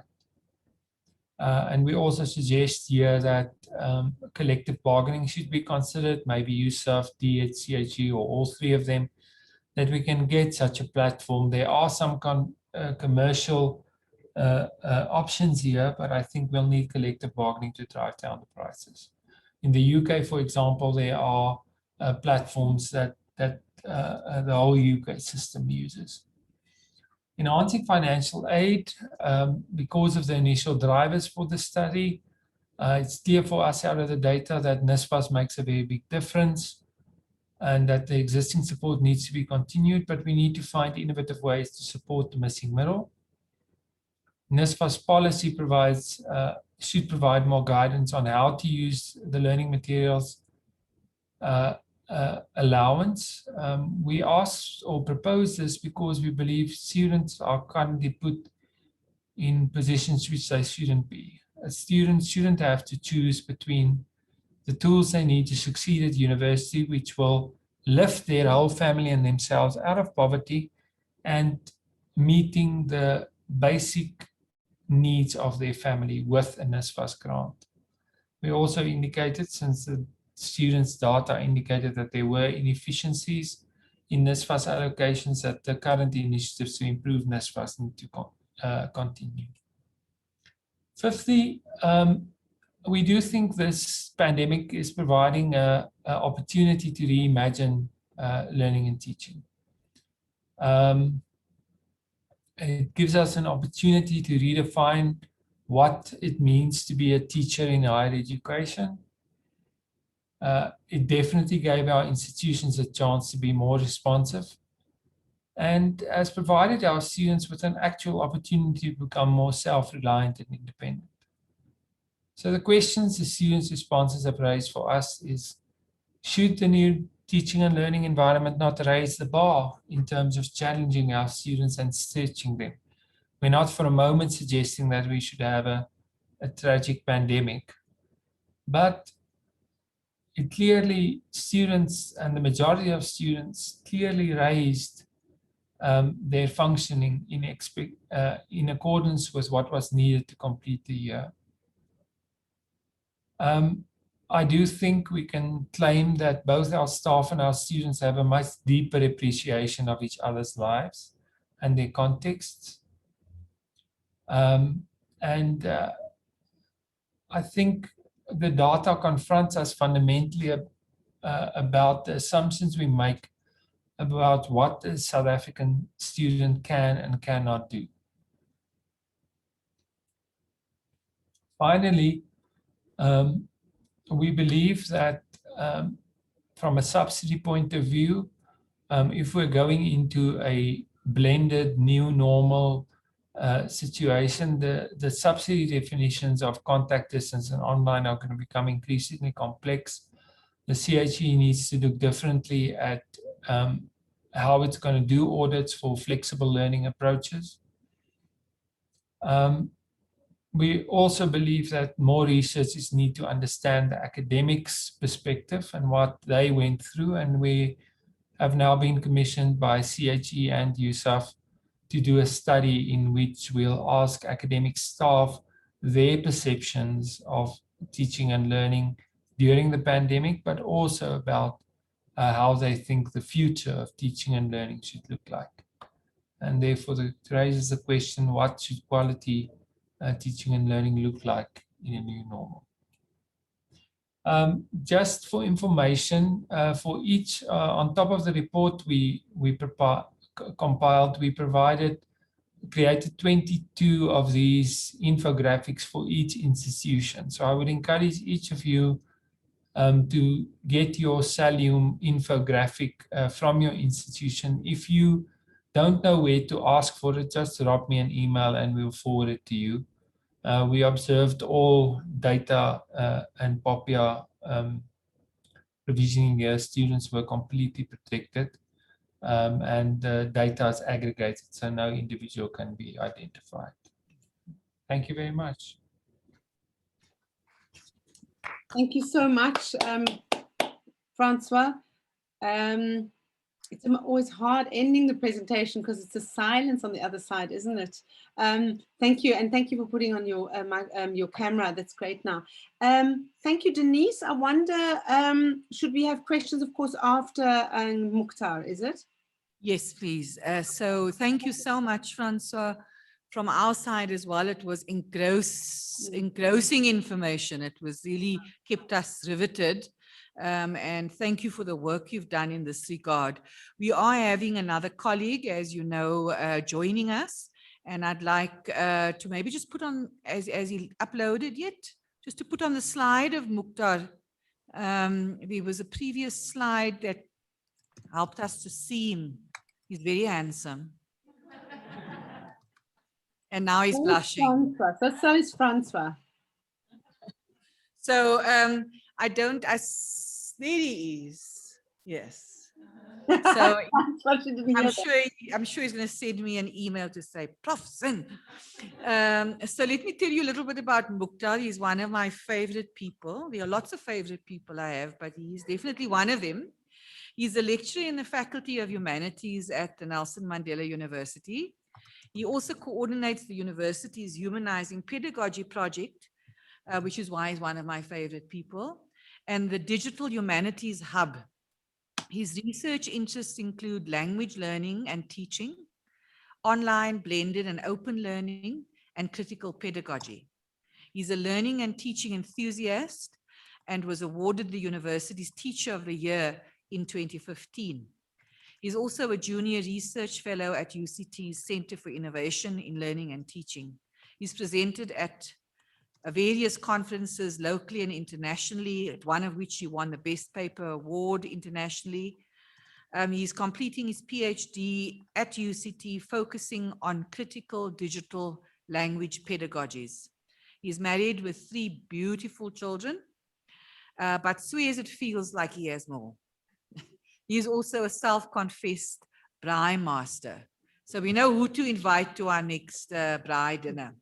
Mukhtar, it is a great pleasure for us to have you, and thank you so much for agreeing to be a co-respondent, more than a respondent, but just to supplement some of your thinking after Francois' really important introduction. So a warm welcome to you, and we look forward to hearing from you now. Thank you so much, Prof. Good afternoon, colleagues. Thank you for the invitation to respond to Professor Francois Strydom's presentation and address all of you. I'm very humbled by this opportunity. Thank you, Professor Strydom, for a really provocative presentation that shares valuable insights into how our students are accessing the remote and online learning and teaching encounters. Quite frankly, the presentation does not necessitate a response to any sort of critique, as it really provides extremely useful insights. I'm sorry, Mukhtar, we just need to get the screen right because we're looking at something that does not reflect. So we are sharing screen by somebody. That's it. Francois, was that yours or was it Mark's? Okay, thank you. Okay. No problem. Good. Sorry, Mukhtar, to interrupt you. No problem. Please continue now. Thank you.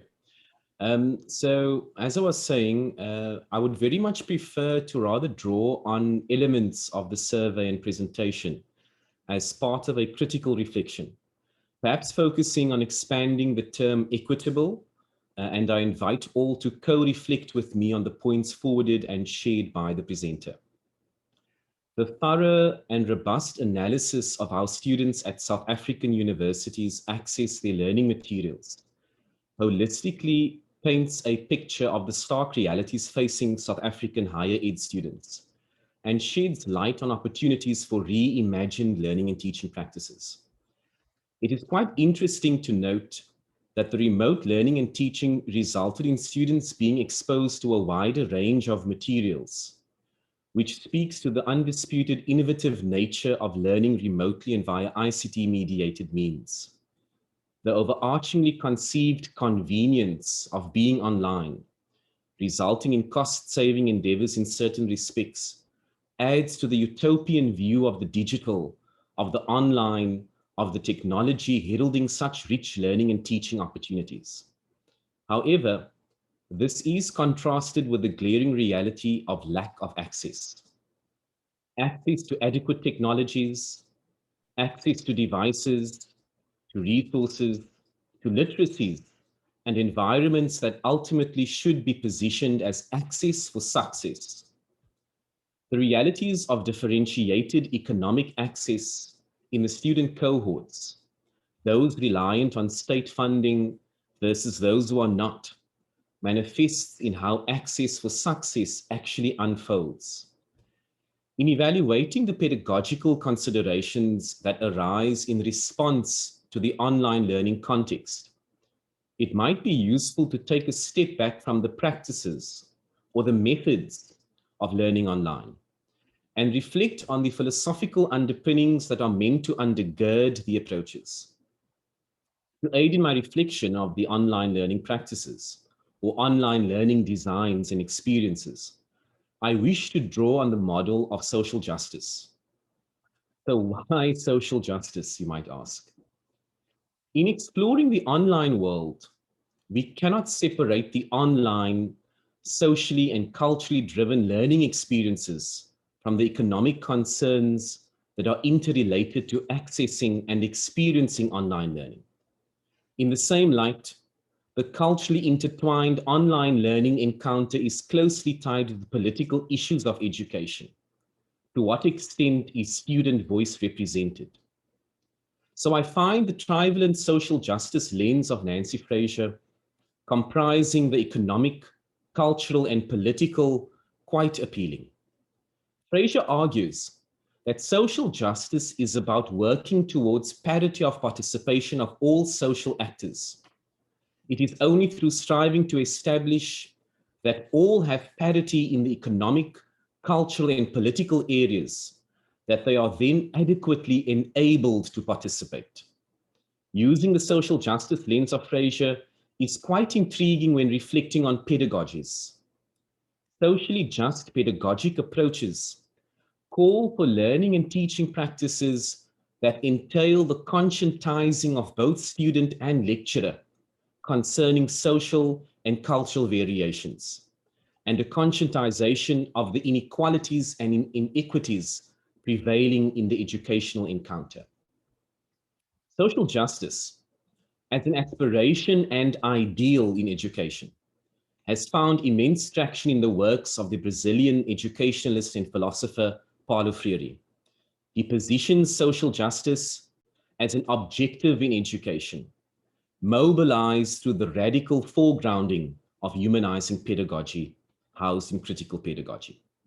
As many of you know, Freire argued that educational environments often dehumanize students and teachers through oppressive systems and approaches that deny their humanness, their backgrounds, the cultural and linguistic repertoires of students and teachers, that educational environments have become populated with systems that exclude, dismiss, and misrecognize students in ways that ask them to conform to certain and often imposed norms in order to belong, of course, at the expense of withholding elements of their humanity. Freire opposed the banking model that promoted the idea of teachers as gatekeepers of knowledge, depositing that knowledge into the presumably empty vessels and depositories of student minds. He opposed viewing students via deficit lenses.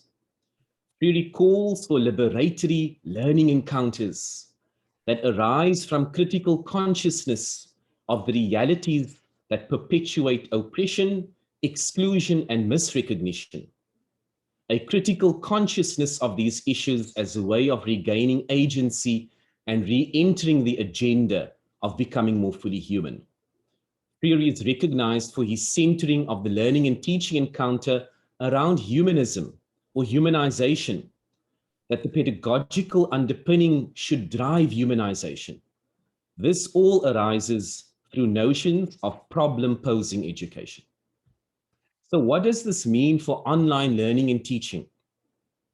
Quite interestingly, when the world had to shift to online and remote learning and teaching during the COVID-19 pandemic, many teachers and academics were voicing their concerns of the lack of humanness or human-like encounters, the loss of fulfilling social engagement in the online and remote learning and teaching experiences. There were calls to humanize online learning that were made by Zoom fatigued and Teams fatigued voices, with explicit referencing to the socio-cultural characteristics missing in online learning. Now, from a position of clarification, the humanizing pedagogy purported by Freire is not directly calling for making the learning encounter human-like or even human-centered for that matter, but takes the radical and transformative position of seeking to counter the oppressive and exclusionary dehumanizing approaches that flourish in educational practice. So the two uses of the word humanizing vastly differ.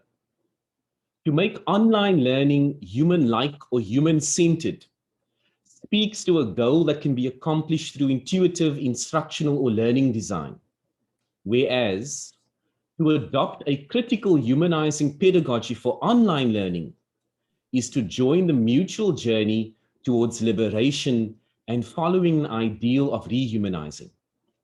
It is through this journey that Freire argues active steps are taken to redress social injustices. So what occurs when we position the humanizing pedagogy as a philosophical underpinning for the digital, ICT-mediated, technologically enhanced online spaces? What sort of thinking and approaches emerge?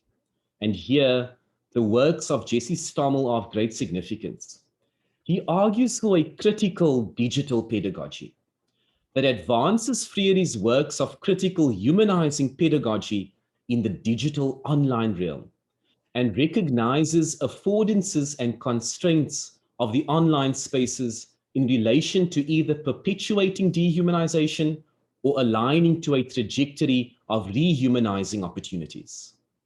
In following a critical digital pedagogy, the philosophical leaning opposes the pre-packaging of knowledge, such as multiple online learning resources in the form of videos, SCORM packages, online notes, and content, whereby those online learning resources and encounters reinforce the dismissal and exclusion of the student, to practices that harness the socio-constructivist epistemological bases of education, that drive co-creation of knowledge in the online spaces, perhaps manifesting in wikis and online collaborative activities. In following critical digital pedagogies, it is not about what is known and established, but rather about being on the journey of discovery. It is probably in the following of critical digital pedagogies that indigenous knowledge systems can be recognized in the online spaces. Resultantly, this implies that the popular connectivist learning frameworks that commonly frames online learning, arguing for established networks of nodes of learning, is somewhat diminished, and the online learning encounters are now underpinned by socio-constructivist learning that foregrounds recognition of parties in co-construction and dialogic learning encounters. Stommel advocates for a critical analysis of the online spaces, the social media platforms, the LMSs, the learning management systems, MOOCs, and online courses, that the relations of power entrenched in these digital systems be analyzed to consider which parts and facets of its users, the human beings, are recognized and which are dismissed, in order to be accepted into the online space and truly access the learning encounter. In a critical digital pedagogy, the focus is on digital agency, digital identity, liberation from digitally imposed oppression and exclusion, to socially just encounters that are humanizing through digitally relayed means. A central tenet of this thinking is that the online and digital space has to promote openness and widen access to the learning encounter. This brings me to the final concept I wish to draw on as part of this critical reflection on online learning, and that is open learning and open pedagogies. Open learning and the open education movement globally undeniably focus on issues of widening access to the learning encounters. Many might recognize the notion of openness through the construct of open educational resources, OERs, that have a very firm social justice intent. Open learning does not necessarily always occur online, and not all online learning is necessarily open. However, open learning, with its very clear social justice underpinnings, calls for transformative change in the ways we view and set up the learning encounter. In the DHET's draft policy framework for open learning is viewed as an educational approach which combines the principles of learner-centeredness, lifelong learning, flexibility of learning provision, and the removal of barriers to access learning. DHET views adopting open learning approaches as a way of shifting away from, and I quote, alienating pedagogic practices. These understandings of what it means to open the learning are vital when we are reimagining the learning and teaching encounters in a context of increased online and digital learning.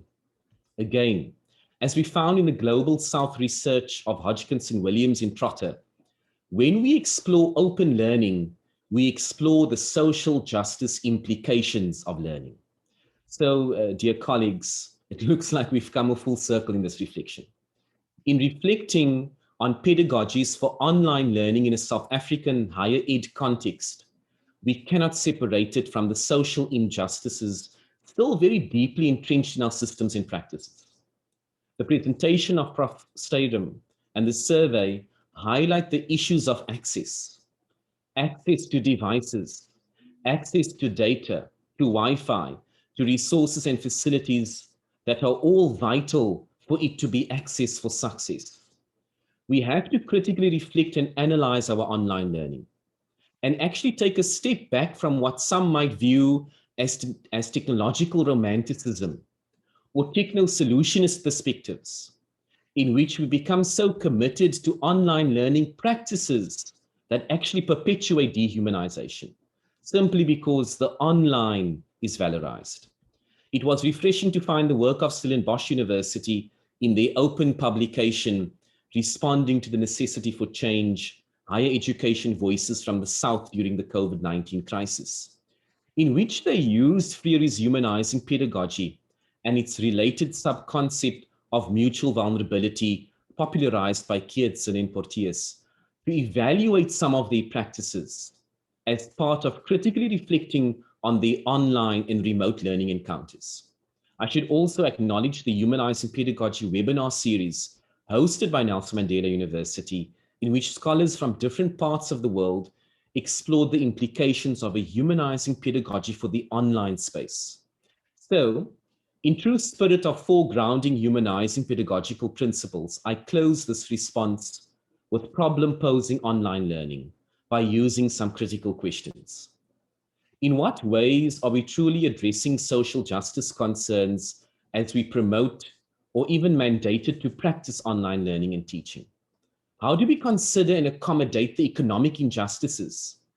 Could we provide economically ameliorative or transformative responses to the injustices by focusing on designing for mobile learning, seeing that the vast majority of our students access the online learning through mobile phones, as highlighted in the survey? Could the online learning designs be, as Dr. Sonia Stradin puts it at Stellenbosch, data light, considerate of the amount of data it might take to access the online learning, with a consciousness of the issues of data and data access? In what ways is the online learning culturally recognizing? Yes, many universities in South Africa have made surface changes to their LMSs by renaming them with Africanized names.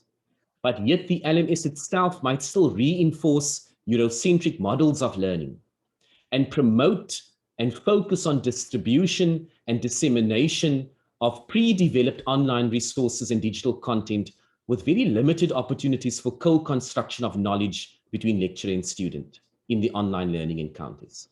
Some might even argue that the LMSs reinforce exclusion, and a more transformative response might be needed to redress social injustices and really open the learning encounter. But if we do use an LMS, how do our LMS systems grant digital agency to our students?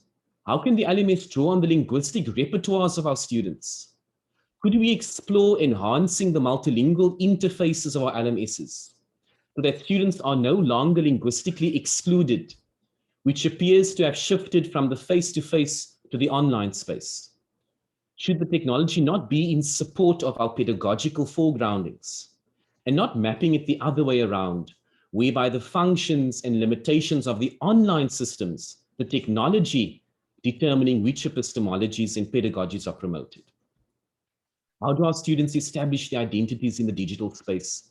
Or do we continue to use approaches that possibly misrecognize our students socially, linguistically, and culturally, and perpetuate cultural injustice?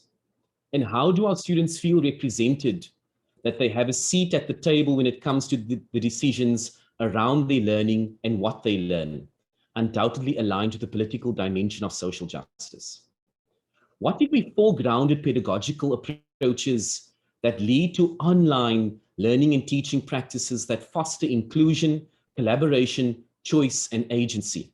What if the online space was one that students could control and configure in ways that they feel advance their humanization?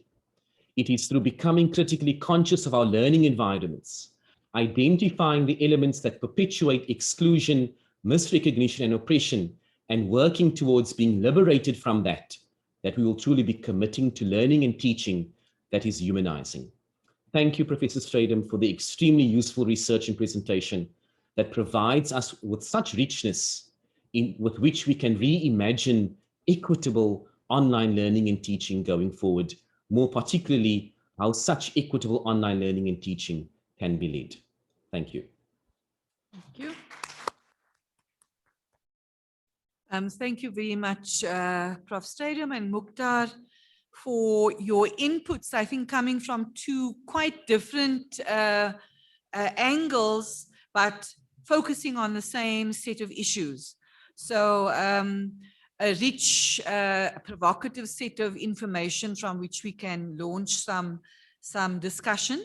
And I'd like to ask if there are any comments coming up from the online group as well as inside the room. Prof. Stadium, do you have about 10 minutes more for this? Mukhtar, do you have about 10 minutes more for engaging? Okay, good. So let's see. Let's start with our online folks, because I saw quite a few questions coming through there. Birgit, are there any that you'd like to highlight? I can highlight, Francois, there was a question why there were 2 universities not included. That's just about the data. And then there is a question, can we explain the meaning of anonymous engagement between students and lecturers? That was a question. And then Nokutula, you had a question about, and I'm going to read that out. When we conducted our university survey around May to June last year, we discovered that 9% of undergraduate students were not engaging in any form in the teaching and learning platforms. I wonder if your survey investigated this, or it is similar. Perhaps you have an opinion about that. We'll leave it at that, Denise. Okay, good. And inside the room, are there any questions or comments coming from our colleagues inside the room? We've got 1. Any others? 2. All right. So Angela and Heloise, and then we'll see if our speakers can respond. Thank you for the presentations, and quite clearly, working with students is such, can I say, a rewarding, encouraging, and frustrating. But I think it's also about us being introspective in terms of who we are and our role in relation to the students. So I just want to say that in working online with students, we have to take their context into account. Students have to go to a town which is 20 kilometers away to access or even use their smartphone. So do we then say to them, no, you will present at this time, or do we negotiate? So the space in terms of how we communicate, how we negotiate, etc., is so crucially important. And when students can recognize that, they value it. And I love the point that students can raise to the expectations and can do so much more having the access to online. So thank you. I mean, these presentations were absolutely fantastic, and the provocative presentation that you gave in terms of the humanizing, we should even do that even if it's not online. And one of the things that we have to consider is we're all human at the end of the day. What does that really mean for each one of us? And that's it. Thanks, Angela and Eloise. And thanks, Mark, for being the runner and sanitizer. Thank you very much. And thanks to the presenters for your presentation. In my experience of last year, I also found that lecturers claimed to have adjusted their learning support material for online purposes, but students did not experience that. Just making surface changes to content that was meant to be presented on a face-to-face basis was not heeding to the call. And I think Mukhtar specifically mentioned, making changes to modules by just changing names is really problematic. And my comment or question is around the need for a change in lecturer dispositions regarding what is required at this moment to assist our students. And whether we have looked into that aspect, because we're looking at the material and at what students are experiencing, but to assist in addressing the problem, the other component is also the lecturers. And how can we assist them to make that shift, that mind shift that is required to deal with the situation at the moment? Thank you. Okay, thanks. I don't see any other hands up. So we are a set of 4 questions. Oh, sorry, there's one, Samantha. And then we'll ask you to just briefly respond as you wish. Thank you so much for that insightful presentation. Mine is just a comment. When we were supposed to actually write an examination in December last year, and suddenly due to the circumstances, we actually had to change now at my institution to an online examination. There was a lot of debate on how we're going to actually reimagine or reconceptualize this examination, because the exam was already set. But we actually had to meet with the lecturers, and we had to have a lot discussion and debate. How are we going to actually align this examination to online examination, and taking into consideration data, connectivity, and so on. So there was a lot of discussion and debate about a take-home exam. And even when you craft a take-home exam, what are the things that need to be considered? It's not going to be merely a cut and paste. So you also need to take in Bloom's taxonomy and the different levels that you're going to consider. And apart from that, you need to consider how much of time you're going to give the students. Like we know, students have difficulty to upload and so on. So we couldn't just go and say, okay, prepare the exams, but we also had to engage academics to see how best we're going to do it. So we take the needs of the students into consideration. Thanks very much for raising that particular issue. And now we'd like to ask Francois and Mukhtar to respond in whatever way you can to the series of questions. Thank you so much. Francois? Thank you very much. And Mukhtar, thank you very much for your insightful inputs. It's glad to have a fellow warrior in the equity fight. And I'm glad that you're much younger than I am, because you need to continue it after me. I think to just respond to some or give my take on the different questions. The two universities that didn't participate, some of them elected not to participate because they said they had their own survey. And other institutions were not able to they said they didn't have the capacity to work on the survey. So those were the reasons. Nelly, in terms of the meaning of anonymous engagement, I'm a bit unclear on that. That question, I didn't refer to that. What we did anonymize is we anonymized the data, and that's for the protection of the students in alignment with POPIA. So what I meant by aggregated data is that you can't see individual students' responses, because that would be against the ethic protocols we put in place. So I hope I'm getting the questions there.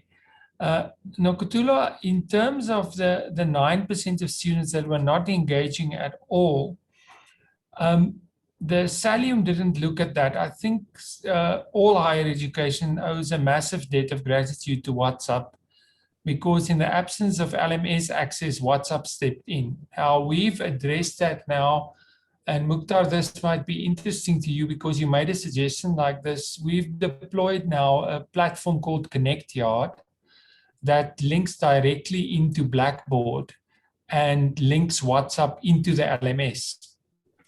CUT has done it and UJ has done it, and it allows you to then, the student, in terms of the student having agency, they choose which communication channel they want.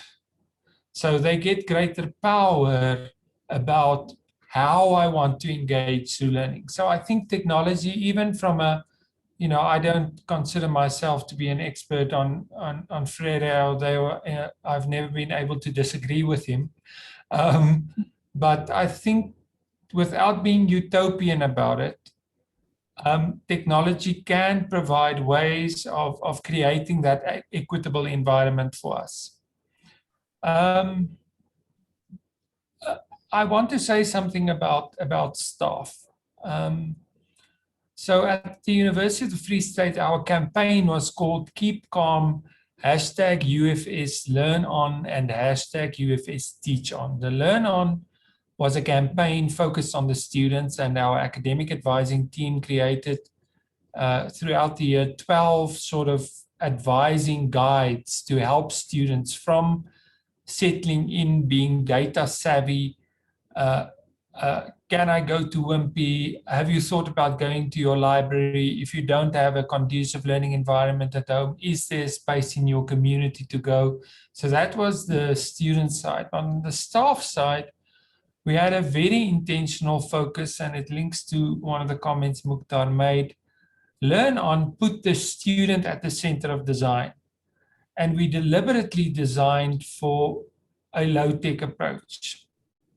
Although we couldn't do mobile learning design, we set caps for the size of files to enable downloading, to limit the data cost. And our ICT services actually developed an application that now won an international award in terms of creating a VPN space where there's no data charge for the student, and it's now being used in India and China. So I think from an equity point of view, another way in which, if you take the lens of our context, what can you develop? But it's very, very important, and why I'm in many senses grateful for although it has huge tragedies, the opportunity that the pandemic created for us is we had 3,800 participants in our academic staff development initiatives in 2020. That is more than in the 116-year history of the University of the Free State. So staff, and that for me is very encouraging, and I've heard that from other institutions as well. We have a moment in which to change the mindset that I think we need to capitalize on now.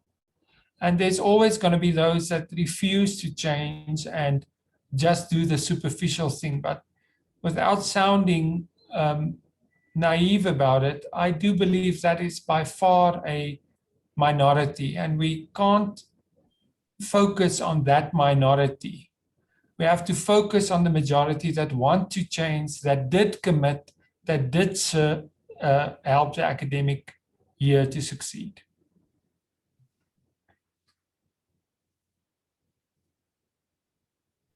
Thank you. Thanks very much, Francois. I know that Mukhtar has to leave because he's got a lecture on. I don't know if he wants to say a few words before he goes, but I can also pick up on some of the humanizing aspects. Mukhtar? No, just thank you so much, Prof. Yeah, I do need to leave, but thank you so much for the opportunity. I think the critical element of my reflection was really to highlight the force of considering what is equitable, what defines that. And we will find, Prof. Francois, as you've highlighted, we are doing some things in silos, perhaps there isn't much cohesion, but there are efforts being made and there are opportunities within the technological spaces. And that's why, from my perspectives and in my research, etc., the focus is on tackling the technology from a critical lens perspective, from a critical theoretical perspective, because technology is meant to enhance and support what we want to do in the learning and teaching encounter. But thank you so much. I really appreciated your research, and I appreciated the comments as well from those present, and I wish you everything of the best for the remainder. Enjoy your realistic face-to-face lunches if you're going to have them, and I'll enjoy mine on my end. Thank you so much, Dr. Take care. Thank you. And before we let Prof. Francois go as well, because he's squeezed this in on top of, I think he's just come from a 3-hour workshop. So really to express our gratitude, I want to just pick up, just maybe in relation to the questions raised by Angela and Eloise and Samantha, just because I think there was a connection in your questions around how students experience this. And I think one of the things in a humanizing pedagogy and from Freire's work is that one of the things that teachers really have to do if they want their work to be humanizing is take into account the student perspective. And I think one of the things that online learning as it is often prepared by a teacher from a teacher perspective or from an expert perspective often kind of resorts back into a sort of a banking model of education where it's about imparting knowledge, making sure that students get the information, get the facts. And I think it's a challenge to us, and there are people who are doing it very successfully. And of course, the online learning is simply the medium, the tool through which you do it, and it has many, many capabilities from that perspective. But the question, of course, is how does one incorporate what it is that students know?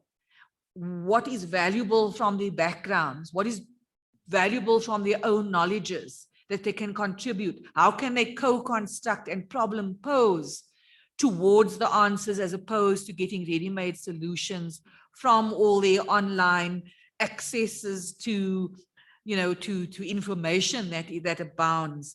And I think the issue that Samantha raises about assessment is a very, very important one, because I think we haven't learned because we have been in contact type environments. We've fallen back on the old methods of doing in-class tests and doing assessments that actually don't make much sense other than regurgitating knowledge. So we have to think far more deeply about what is it that we actually want to get from an assessment? What is it that we wanting the student to show us that they know and understand? And what are the different methodologies for doing that? So for a take-home exam, yes, getting to understand how take-home exams work is one skill set, but the other more deeper skill set is, what do I actually want, or we want the student to be able to demonstrate through this assessment that they have understood and that they know, as opposed to what they can give back to us and find it in the textbook and copy and paste or whatever. So I think these are all really, really important questions, and I'll leave it there with very gracious acknowledgement and thanks to Prof. Stadium. I think the work you are doing is phenomenal, because those SASSY surveys really, really provide us with incredible insights. And I don't think we use that data enough to inform how we go about the core work of the institution, especially in teaching and learning. So thanks, Prof. Stadium, for the work that you do and for making the time to be with us this morning. And you may get many requests for those infographics that look fantastic, so that we can apply it in our own institutions. So thank you and goodbye to you. I don't know if you have a last word, or from Michelle, from Birgit, and the online team. Thank you for the opportunity. I really appreciate it. It's great to see Birgit, and it's great to see you, Denise, and the way both of you keep contributing and building the sector. Thank you for your leadership there. Enjoy each other's company if you are with each other, and take care. Thank you so much. So my last word, Denise, I wanted to say, I think what is so striking is that what the data, the raw data that Francois collected and presented, gives us kinds of real slices of the textured experiences that we see across the sector. And I think that that's why that presentation is so valuable. What Mukta did is reminded us of kind of the human amongst all of this. You know, what happens when somebody's kind of linking on in digital ways? What happens to the human experience on diversity, on being in groups, of being in real relationships, of feeling things with real people in real rooms that you cannot escape, that you have to live with. So those are kinds of two parts of the same reality. So I think they were both just so valuable. Thank you. Okay, thank you very much. Okay, let's give him a big round of applause. Okay, colleagues, we have just about 15 minutes before lunch. I want to get a sense of the room. Where you're at. Are you saturated? Yeah. Okay, because we had another exercise to get you to think some more, but you've been doing so much thinking today. So much thinking. We're going to end here for now, and we're going to come back at 2 o'clock, when I'm going to ask you to please then give the feedback on the other session, working analysis session that you had. And I want to just acknowledge one or two points that have come up from the group. I see a hand up, and I want to ask Karina if there's anything that you want to maybe ask in terms of a group discussion as well. So first of all, from you, Angela. And I can reframe it if you like, based on what I understood you said. He spoke to me.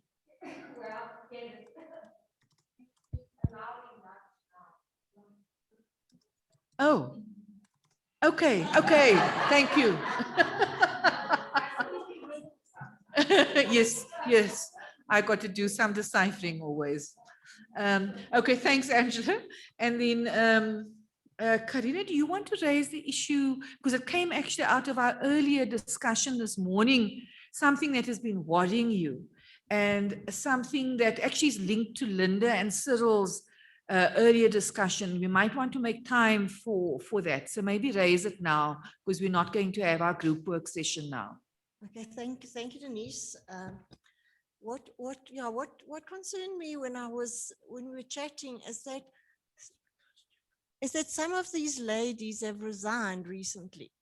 And for me, it's quite a concern that a person in this program would resign, and it clearly shows that there's frustrations, there's support needed. And I just think we need to kind of address it before some more people leave and some more leaders leave. So clearly there's some major concerns at universities, there's major management frustrations.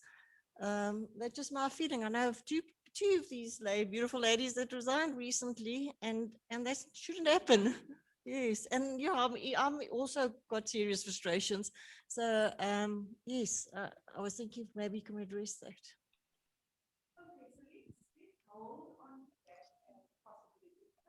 Denise, we can't hear you.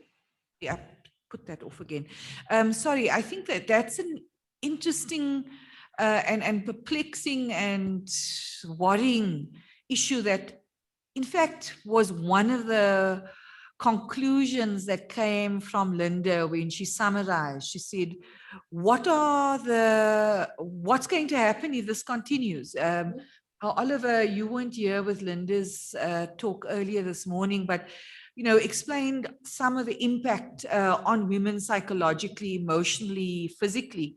And the question was, so what do we do about it? What's going to happen if this continues? And she responded by saying, and I'm trying to find my notes, but I remember it, where she said that it's going to result in loss to the sector because people are simply going to resign. They're simply going to leave this job that doesn't take into account the extent to which women who are already in scarce numbers in the leadership positions have leaving the sector. So it is something that I think we really have to take up at another level. So if there's a group that when we have our after we've had our feedback session from 2 o'clock to 3 o'clock this afternoon, want to get together just to talk about that and look at where we can incorporate either a workshop, another webinar, or some kind of discussion tomorrow on this, please feel free to do that. I'm showing Karina because she's the one that on 2 days, I think together with others, said, this is something that's worrying me. It's really worrying me. And how do we bring that into our space for discussion? Oliver, you want to say something? Thank you, Oliver. I mean, I agree because we saw similar, things happening with Fees Must Fall, which was very brutalizing and traumatizing, and we didn't deal with that as a system. We didn't deal that at institutional level. We didn't deal with that at an individual level. So I think it's playing itself out again because there's that lack of support. We expect it in the online digital world just to get on with it. And I think there's certainly an emotional, but there's also a mental well-being side to it that we need to address. So from our side as USAF and in the program, certainly we'll create the platform for more engagements around it, but not just engagements, but action. Actions that support individuals and actions that support institutions. So this is something we're certainly going to take up. And I think we have to get into this sooner rather than later because we don't want to see any more casualties. It's sad people are committed to what they're doing, but they need to get support. And if they're not getting it in the institutions, they need to find the support somewhere else. So we're certainly committed to work on assisting on that. Thank you. Okay. Great. Thanks. So let's not take up more of your time. You are exhausted. You've taken in a lot, discussed, not just taken in, given out, because you've also been discussing amongst yourselves. And Michelle, a housekeeping item. Do you have it? I just wanted to ask that those who haven't signed the register for today, if you could please do that as you walk out for lunch, if you don't mind. Okay. All right, thanks. Go and enjoy lunch. We will be, thank you to Oliver, having some lovely champagne tonight. So we can relax tonight, but until then, and this afternoon might be a bit easier because the deadline isn't looming for those of you who just feel you want a bit more space. Okay, enjoy lunch, everyone. Online folks, enjoy your lunches too. What time are we back? What time are we back? 2 o'clock, back at 2. Oh, and we'd like to have a group picture, so we'll do that this afternoon.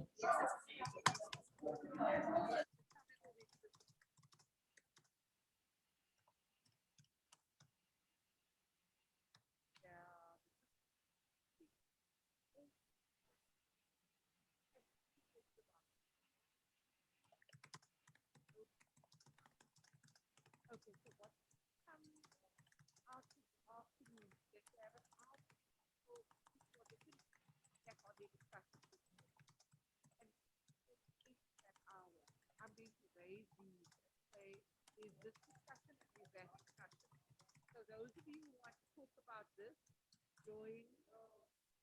Sorry, I'm just getting a blank moment.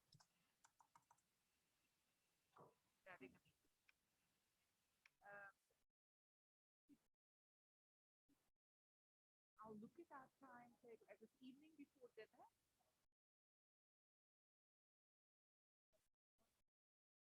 Well, tomorrow's quite full because we want feedback on the program.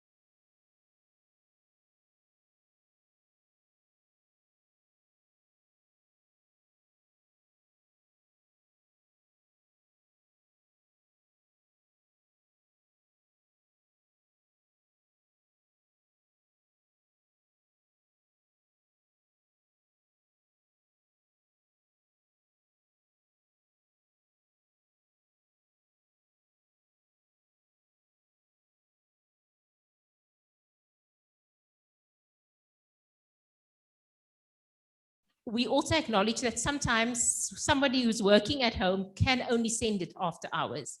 So perhaps taking ownership of that and taking the power back there would be as individuals to set the boundary for yourself, not to look at those emails until the next day, if it's after hours. It would also help, and this ties in a bit with the next question, which is about having clear, consistent, empathetic communication through and beyond the lockdown crisis. That when emails are sent out, that the subject line is clear, who the target audience is, and what the content refers to. So that needs to be clear. They also should be, for a crisis like the pandemic, there should be SOPs. And again, these may change, and then the changes need to be communicated. But the responsibility for where those SOPs are drawn up needs to be clear. What are SOPs? Sorry, standard operating protocols or procedures. And there needs to be also a protocol for how that information will be rapidly disseminated. And perhaps because it can get buried in emails, there are other forms of communication like bulk SMS, for example, and that should also be clear that we will be communicating urgent information via SMS, so that you know that if you see an SMS coming around and important from the university, this is something urgent, I need to look at it. Again, who needs to send that out needs to be clear, so that you know that if it's coming from a certain management division, if it's HR, you know who this must pertain to an important matter. Ideally, the clarity that we want is that you need to try to limit the work that you need to then do in interpreting the message. So it really needs to be clear, so that you don't have to have a back and forth about what was that about, does this relate, that it already should answer all your questions, and we need to work on that. And then just again, reiterating that the expectations from top management when they're communicating, and for those of us who need to then effect these things on the ground, that they need to be aware of our challenges, and we need to communicate those, so that it's unrealistic to have an expectation of, it can be done in the next hour or in the next day. And I think that requires for us also to communicate our needs and our challenges. So that was our feedback. Great. Thank you. Latifa, thank you so much. I wonder, we're going to go to the next group. And Latifa, I heard you say exactly what needs to be happening. And later in the discussion, we can perhaps explore and tease apart a little bit how you leverage your leadership to make this happen. So how's your agency to make this communication in the way you describe it? You have very exactly good ideas on what does it need to change to. How will you weigh in on this? How will you make that happen in your various institutions? And it's different for each one of us in our institutions differently. So we can all just think about that. And we can have a discussion after all these feedbacks in a minute. So the next one, can I ask Denise, the next one is the pink lot. Yeah. And the pink group was speaking about adjusting policies, fundamentally adjusting timelines for the appointment and advancement of women. We're talking about probation periods, promotion periods, talking about changing application forms and advancement of forms. So how do we change the kinds of structures in the system? Again, how do you leverage your leadership to make this happen? Okay, thank you for that. Well, when we read it, I think we first started problematizing some of the content that was within it. For example, adjust timelines. I mean, what does that really mean? And then appointment and advancement of women academics. And I think we have to be very clear when we start speaking about appointment and then advancement. And within the policy, whatever that policy is going to be, when we're speaking about appointment of women, are we then only going to be focusing on particular positions that are advertised for exclusively women? And therefore, within the policy, the HR policy or the labor policy of the university, can that then be considered? I just want to stop a bit. If there's anything I'm saying that's not what we had discussed, let me know, okay? Okay. Very democratic we are. So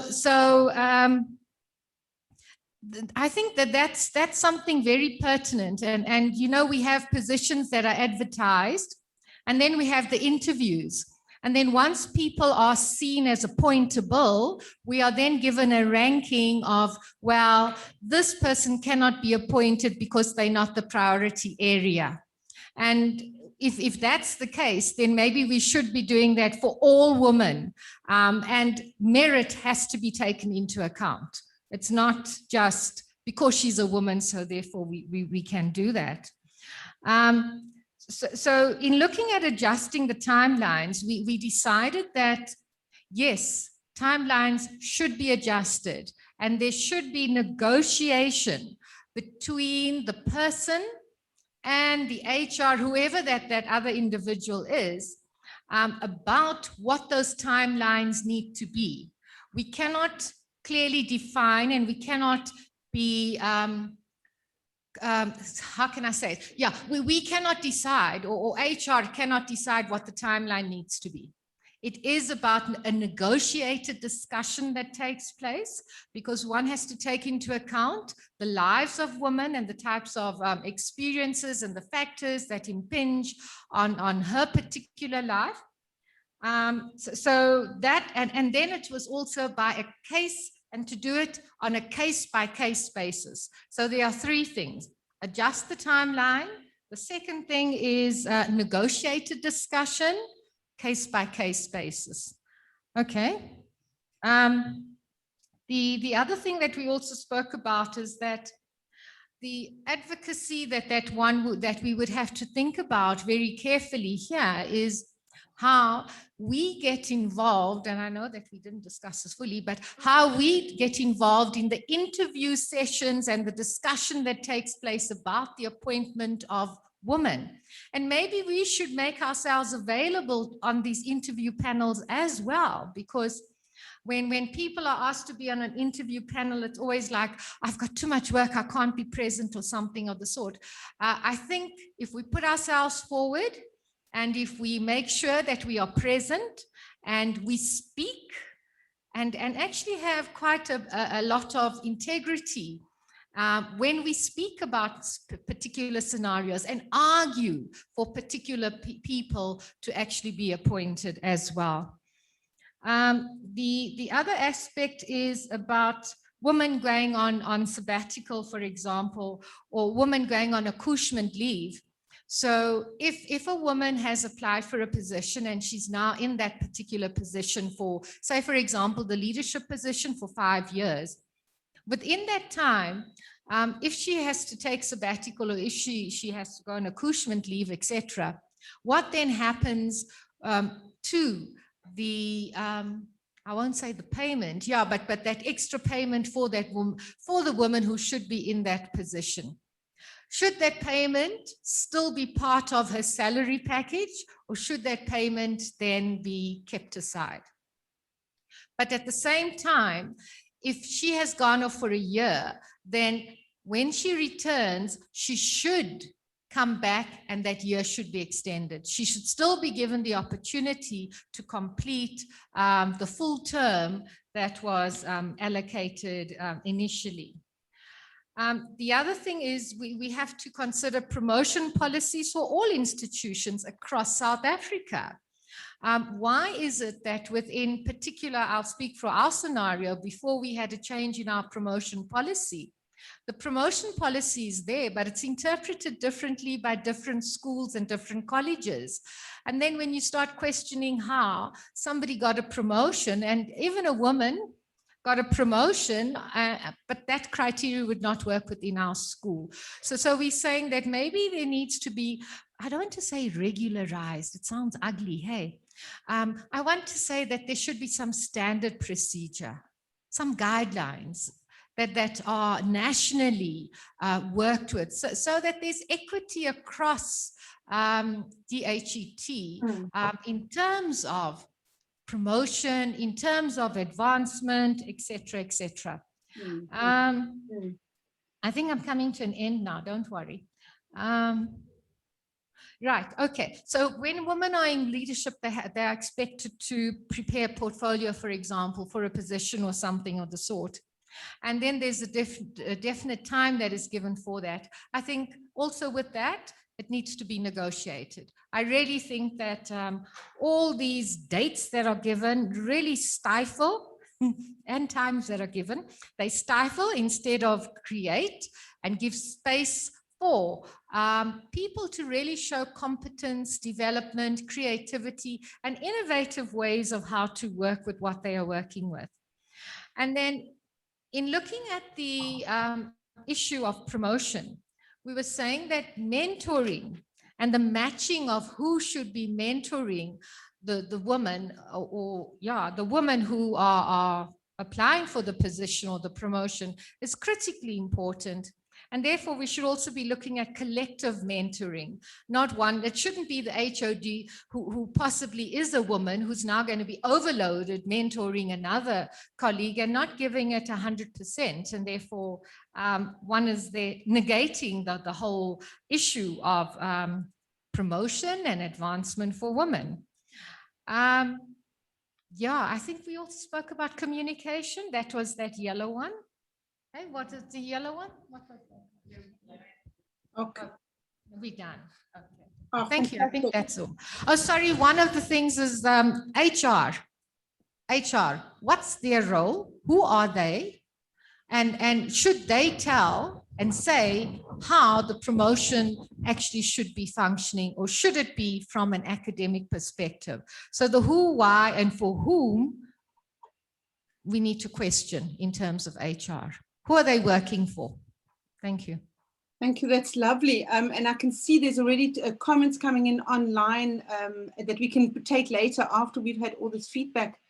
And what was really interesting, or what I just want to remind us all of, is that there was 2 or 3 sessions back, we had an HR session. In one of our homework was to create a good relationship with our HR partner.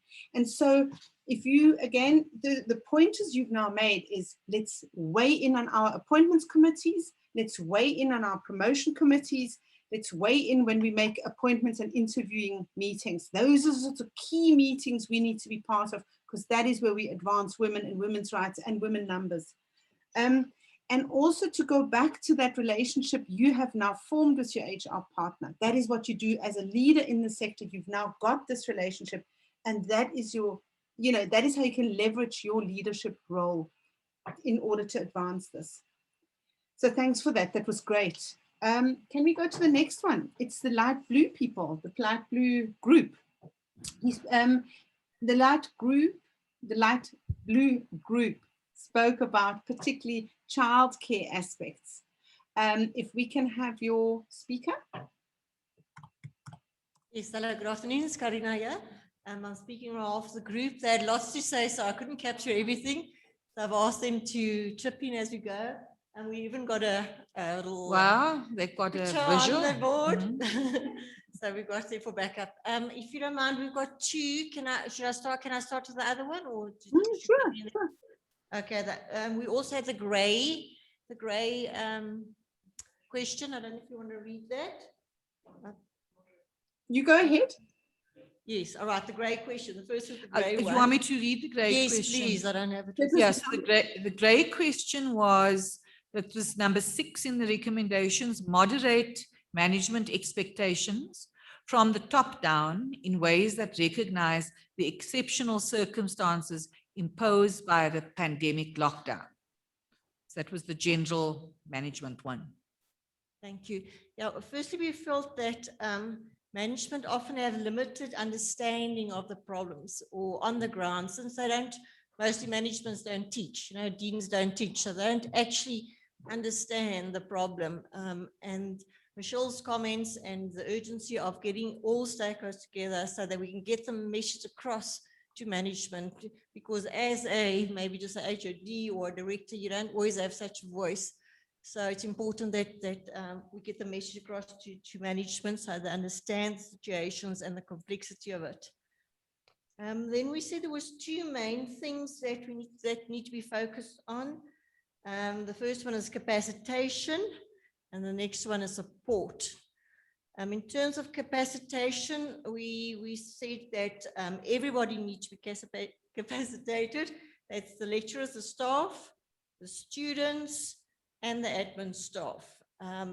But bearing in mind, it needs to be a continuous process. You can't just have the training once off like we had and a tick box exercise. It needs continuous follow up. For example, there was problems like assessments. We need extra training on assessments. How do you select assessments online? There's also an issue that came up about plagiarism, things like that. You needed continuous training. But also bearing in mind that you need to be flexible and adaptable, because different faculties, different staff members, etc., don't have the same needs. So to be adaptable and flexible in terms of that. In terms of support, our colleagues suggested that they would like to have a 24-hour help desk. So when you have challenges with online teaching, etc., that there's always someone that can help you, especially when you work at night or set assessments at night and you're stuck, that there's some support available. But also what is very important is the emotional support. We don't have the emotional support, so we need to have structures in place for emotional support for both staff and students, and also in a way that people can actually use emotional support. Sometimes someone might feel, vulnerable, so to make it in a safe space, the emotional support. But another thing that I mentioned is that there should be ground rules set for management, how to communicate, and generally to improve communication. Communication is a problem. Certain examples are made. There need to be respect, mutual respect at all times, boundaries in time, in terms of time frames. Like some people's deans send them messages at 10 o'clock at night or over weekends and things like that. Need to be time frames with that. There's also a strong feeling that management from their side, we want them from their side to start forming and building relationships. There's a need for relationships. Once again, like it's not the same for all universities. You can't generalize. I mean, there's positive stories, but generally a relationship between your dean and yourself, so that you get acknowledged and validated. Staff got they need some acknowledgement and validation, especially in this online period. Karina? And then once again, they mentioned that we need a safe place to express your concerns and where one can care for one another. A safe place where, where you can speak to your colleagues without feeling victimized. And they also mentioned that the experiences at universities are different. There's various universities, the experiences are different, the needs are different. For example, at some universities, the staff, the challenge with the staff didn't have modems, they don't have data. So that was a challenge for them to do the work. For other universities, all the staff got laptops, data, modems, everything, but the staff weren't committed to online training.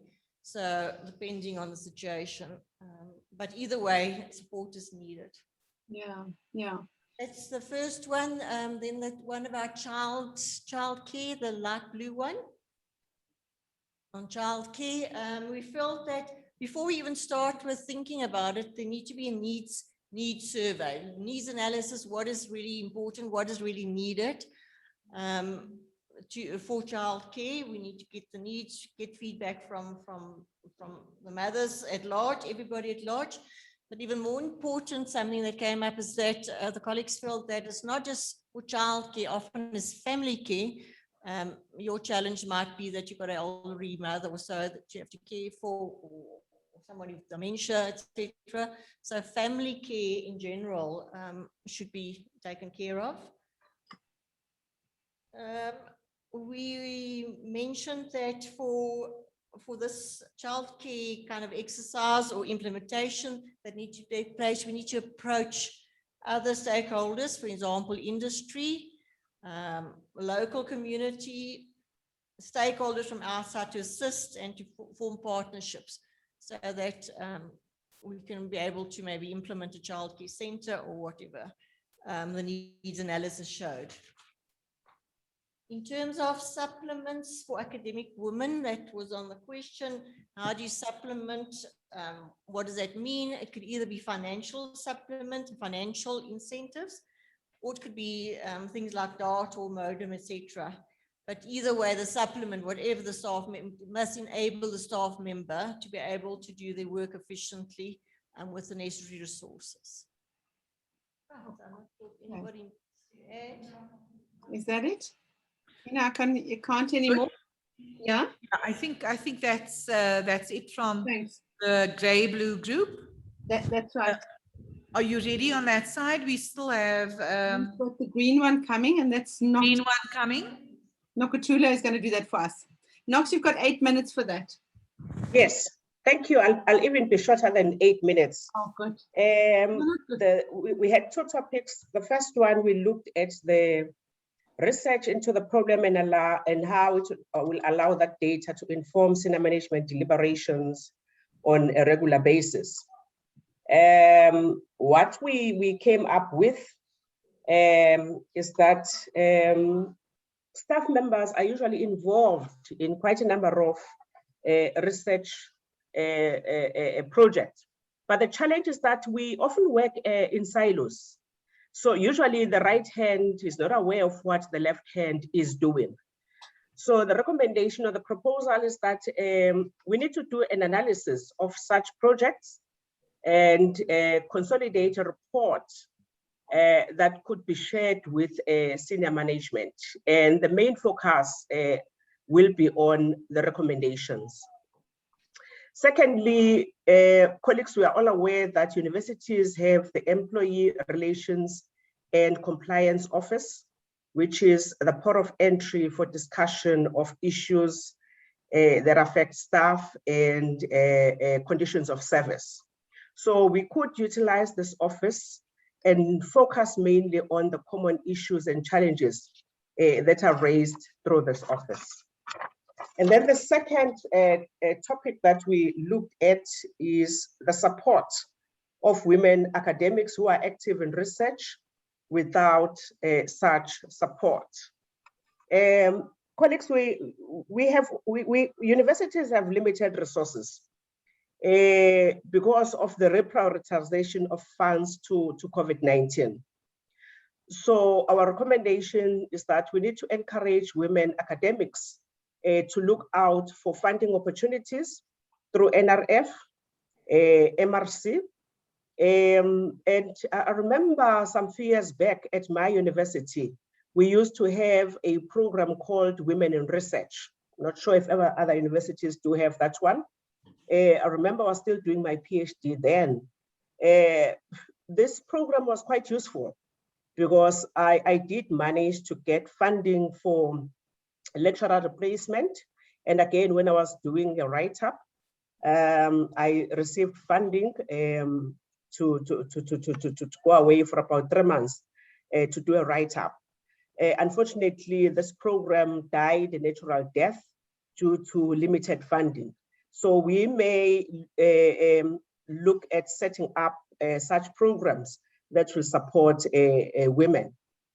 And then finally, we also recommended that maybe we need to have a follow-up seminar for such programs that we are currently involved with.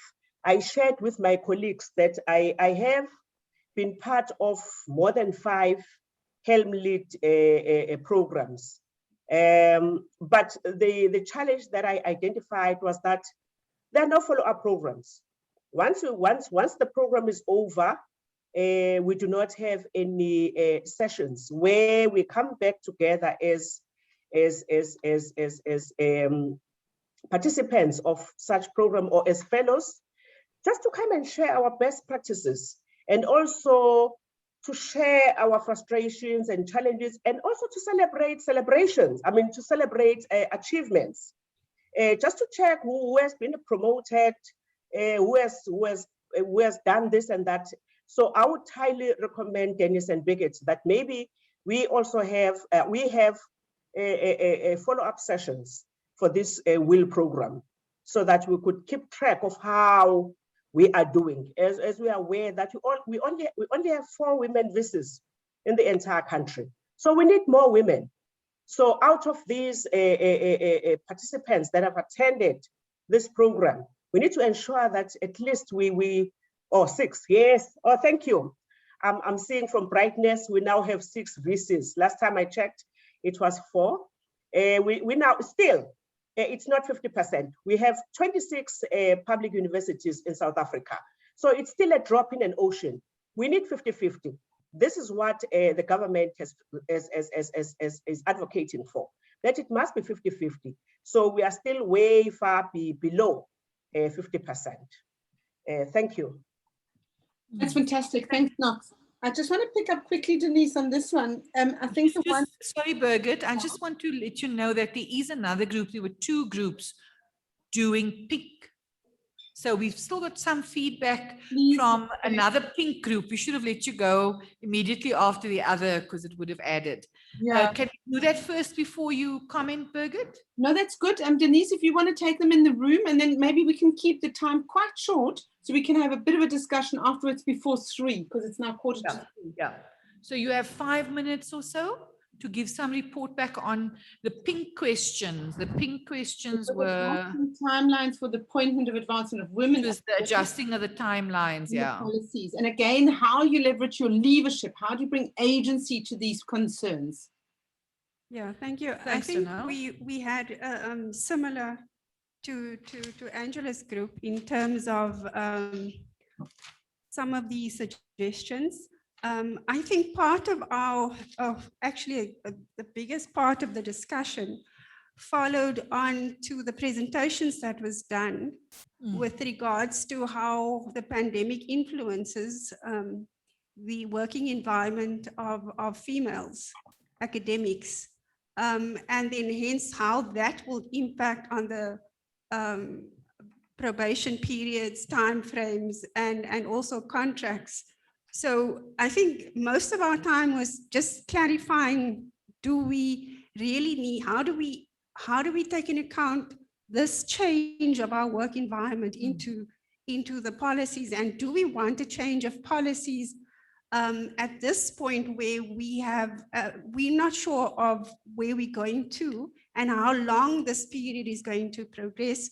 And as with Angela's group, we would rather advocate for flexibility with regards to those procedures, and we dealt with it similarly, because as academics, we were called during this time to be flexible in our approach, and I think for policies, and we spoke about HR, we would also expect them to advocate for being flexible with time frames, renewal of contracts, and that these issues are being dealt with case by case, each merit. And however, we do feel that collectively, you as a leader, use your influence with first at the level that you are at, whether it's a dean, HOD, look collectively at individual cases and how we can spread the loads or timeframes to still meet our end goal, which is obviously producing graduates that for the industry, because that is not changing. We still need to create graduates at the end of the course. So yeah, and again, reflecting on the research, because it impacted us quite a bit on how we must be very cautious and careful not to discriminate against females without families, without children, because you don't know what other emotional or other issues that has similar impact on the female academics. And that's why you needed to do case by case. And yeah, and yeah, so we were talking about using, situation analysis in your core department, or whatever your line is. In terms of resources and renewal of contracts, I think it was almost contradictory at the moment, because there was a cross-cut reduction in subsidies, subsequently budget cuts across. So where you would motivate in your department that you would need extra support, whether it's administratively, whether it's sessional people, to really just try and ease the burden, to allow people to some space or breathing space for developing other research areas that you were unable to match. If there's no money, there's no money. No matter how you rally in your capacity and leadership, it's very hard in the context of our institutions. And a lot of differences with regards to how institutions operate with regards to the policies. That also came across. So time was spent to really reflect on different institutions and what they are doing. I'm not sure if I have missed anything. Okay. Yeah. All right, great. Thank you so much. You've added quite a bit there. And so I think, Birgit, we're over to some discussion. Will you lead that? Yes, that'd be lovely. So I want to start, so I just want to affirm all the discussions. I think it's just great to realize what these difficulties are in the different, and also to recognize the diversity of our sector, and then to kind of think about how do we come at it? What do we do to sustainably make the change in our context? So I want to start with some inputs, and I'm going to start with Brightness on this side, and then there's some other comments. Brightness, do you want to say a little bit? I know you've been chatting on this side. Good afternoon, colleagues. Sorry, I only joined late. I had other commitments that I needed to attend to. But I listened to the input, very interesting. I'm just going to leave some of the issues that also came out from our recent HERS SA Academy. One, it's international opportunities.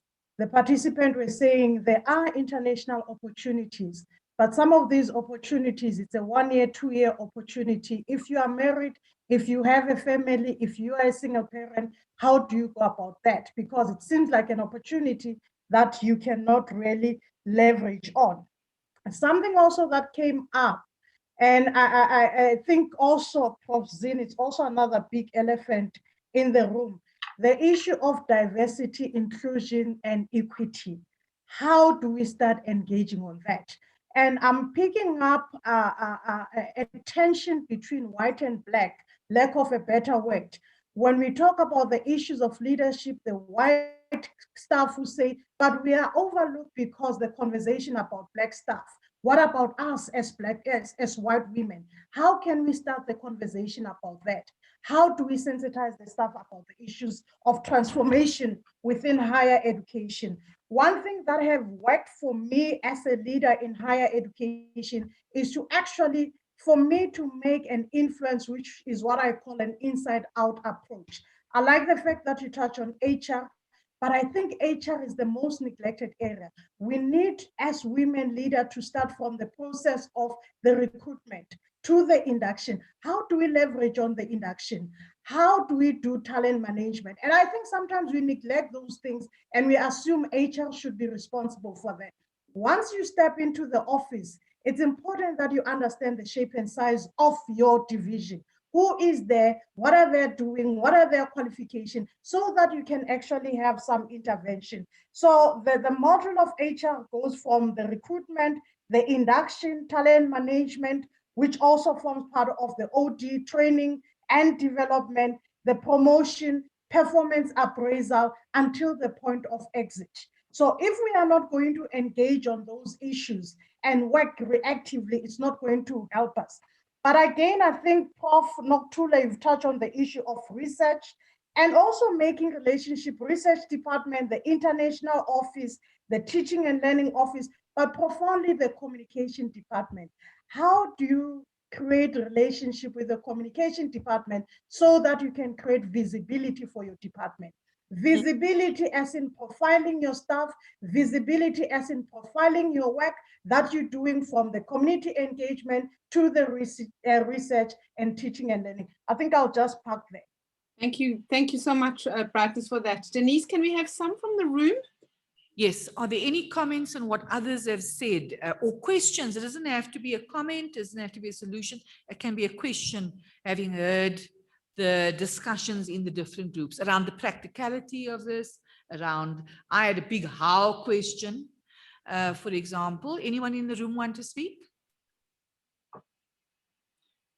At the moment, nobody is putting their hand up. So I'd like to speak just from the things that I picked up from the room. And the questions I had were lots of our questions. So for example, to the yellow group, you said we have to raise our voices, that there is a problem for women. And I'd like to ask that you be more specific about where would you raise those voices? Get practical. What are the forums in which you can do it in your institution? Yes, we've got to raise our voices, but where are those spaces? And if you can start defining, is it going to be in Senate? Is there a mid-level leaders forum? Is there a dean's forum? Is there an HOD space? In your faculty, where is going to be that space where you raise these issues? So that was a big how question. And the other question was, who are the resources that you are going to, or what are the resources? And I'm saying who, because often it's, if there are a group of you who's saying, okay, let's give each other some support. We're going to, caucus, you've got to be opstokers. You've got to say, okay, I want to raise this issue. Are you guys going to support me?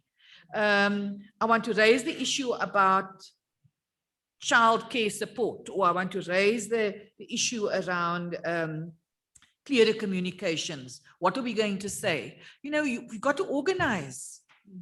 Nothing's going to happen if you don't organize. And maybe those of us from a generation who did organization all the time, we recognize nothing happens if you don't organize. This is something the students know and understand, which is why we face them with nothing, because we haven't organized. And it's really, really important if you're going to be advocates and agents. So it's having the ideas is not enough. It starts there. So Sandeepa wants to just respond to that. Thanks, Denise. If I can just quickly come in and just add an echo on that and say the key element is who you're going to do this with. Who's your partner in this? It's your HR partner, your head of departments, perhaps people in the institutional forum. So who you're going to do it with, what you're going to do, what are your resources? That's what Denise has said. And then also where you're going to say this, where you're going to raise this. So it has to be strategic, and you've got to know your resources as a leader. Who's your partner in this conversation? So it's Sandeepa. Sorry, Sandeepa wanted to just respond to that. Can we just have her responding to that issue, and then we'll come to this table. And then Lorraine also wants to say something. It's actually a question, but it's about my confusion, not necessarily everybody's confusion. That recommendation about acknowledging the problem with university-wide communication, does it address acknowledging the problems that COVID, the impact of COVID had on women in a university-wide communication? Yep. Because that's different for me. Yes, so remember this is coming from the CARS study on the impact on women. Yes. So our departure point would be, what would be the platforms you're going to raise this acknowledgement on? Yes. Thank you. Okay, thanks. Was it you next, or was it Sina? Sina? Thank you for bringing up the issue of organizing, Denise. I think Sorry, can we, is it on? It's on, we can hear. Yes, it is. Okay, good. I think the difficulty is that very often as women, we are afraid of being labeled as being political. I know of situations whereby women do organize. They go into Senate and other forums and they raise, their voice as a collective. But very often, sometimes the same women get sidelined when certain things come up. So I think it's really about being tactful about who you speak to and where you make all these matters, vocal and known, so that, your voice can carry, the kind of impact you are looking for. But so it's something that I think we need to remember. Yeah. And the fact that this is something that was raised last year, that whether we like it or not, the space that we are in is a political space. And we cannot run away from politics because everything is about politics. And I think we need to find it within ourselves to be comfortable about politics, because if we run away from politics, this is where our male counterparts will beat us, because they are boldly political about their lives. Right, and as this mic goes on to Lorraine, I just want to amplify what Sina has pointed out. It goes all the way back to She Leads and Jenny Garrett. Can you remember in those first few sessions where she raised the issue about don't be afraid of politics. There is politics everywhere. And politics with a small p, not which party did you vote for. Politics with a small p, recognizing the machinations and the maneuvering and the strategizing that goes on. But you also raised the issue about how do we say it? And that's another, I just want to amplify what Sina has already said.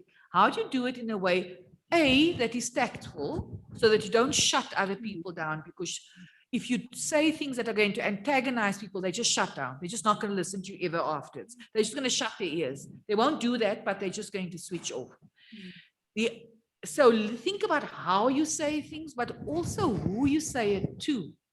Recognize the influences in your university who are likely to be allies. So if you know that there is a DVC who's got some power to raise it in Manco, or a dean who's got power to raise it in a dean's forum, that will be sympathetic. It could be a female, but it could also be a male who is open to those ideas. A Mike Hardy, for example, you know, who's going to be sympathetic to raising this issue in a forum where it will get heard.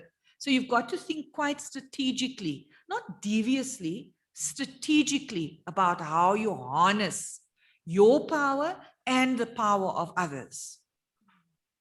Lorraine?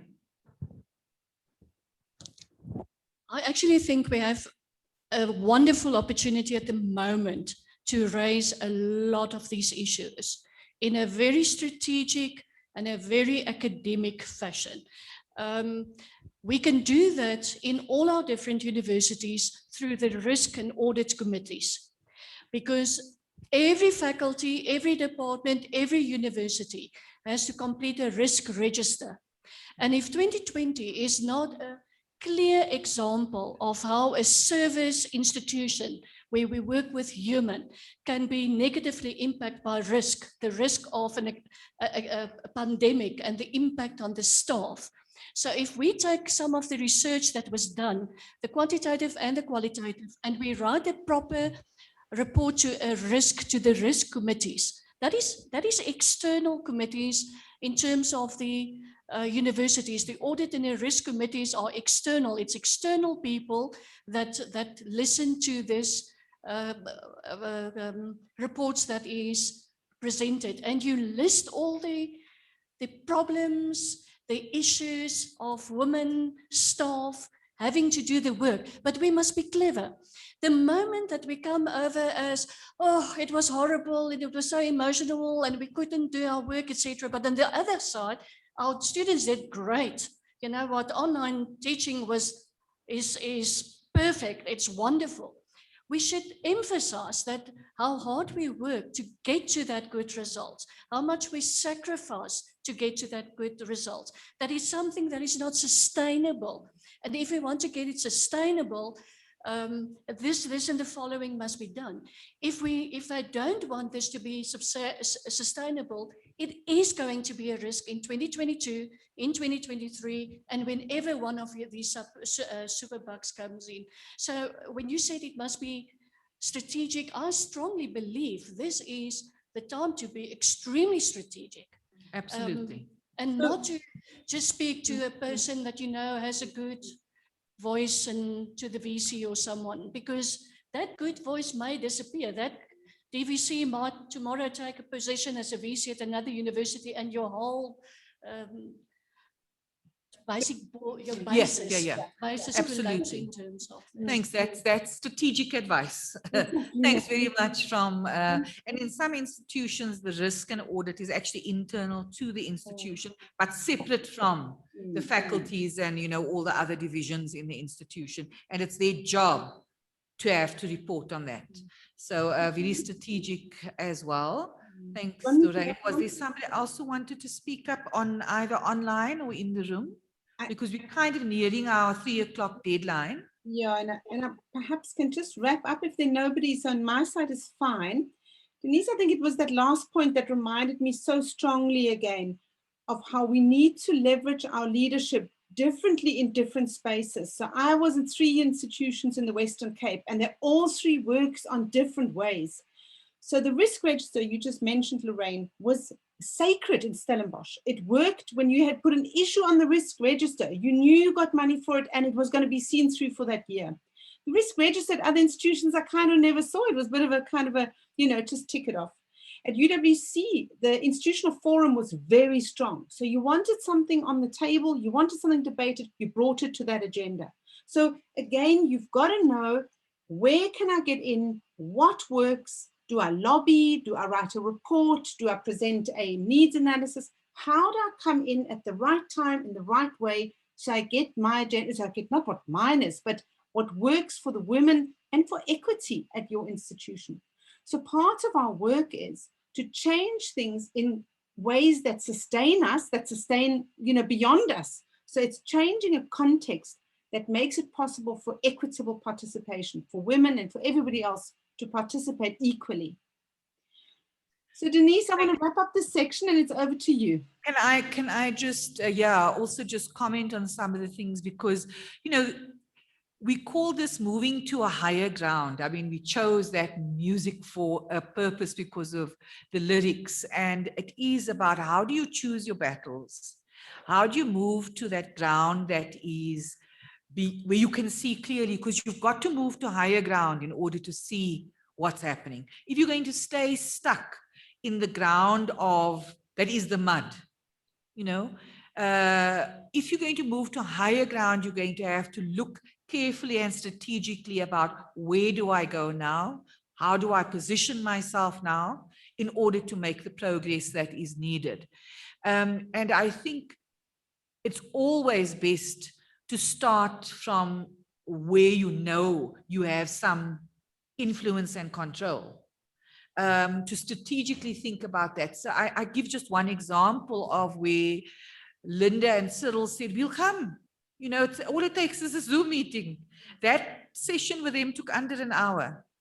Well, an hour, if you count the introductions and all of it. It only took an hour to present that. And even if you've got to do it in your department, in your faculty, in your division where you find yourself, the word starts getting out and you start building more and more allies around that. So that's also about being strategic. A movement does not start with suddenly having everybody on board. I think our students are able to do that because social media allows you to, but we also have access to social media and to digital media that can get, and if at the start, it's not everybody in your faculty, it can be people from other institutions and faculties.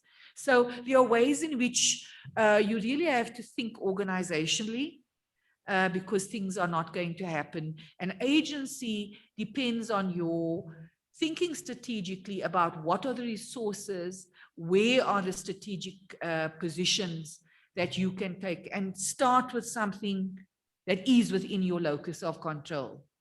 So having said that, Birgit, thank you for giving me the last word on up to the 3 o'clock session. And then I just want to remind everybody that there was an other. Number 11 was the other. What other themes are coming through? And I want to use this space to highlight the other elephant in the room, which is, what is the impact of student strikes and protest on us as leaders? Because this is something, as one or two of you have said, goes all the way back to 2015.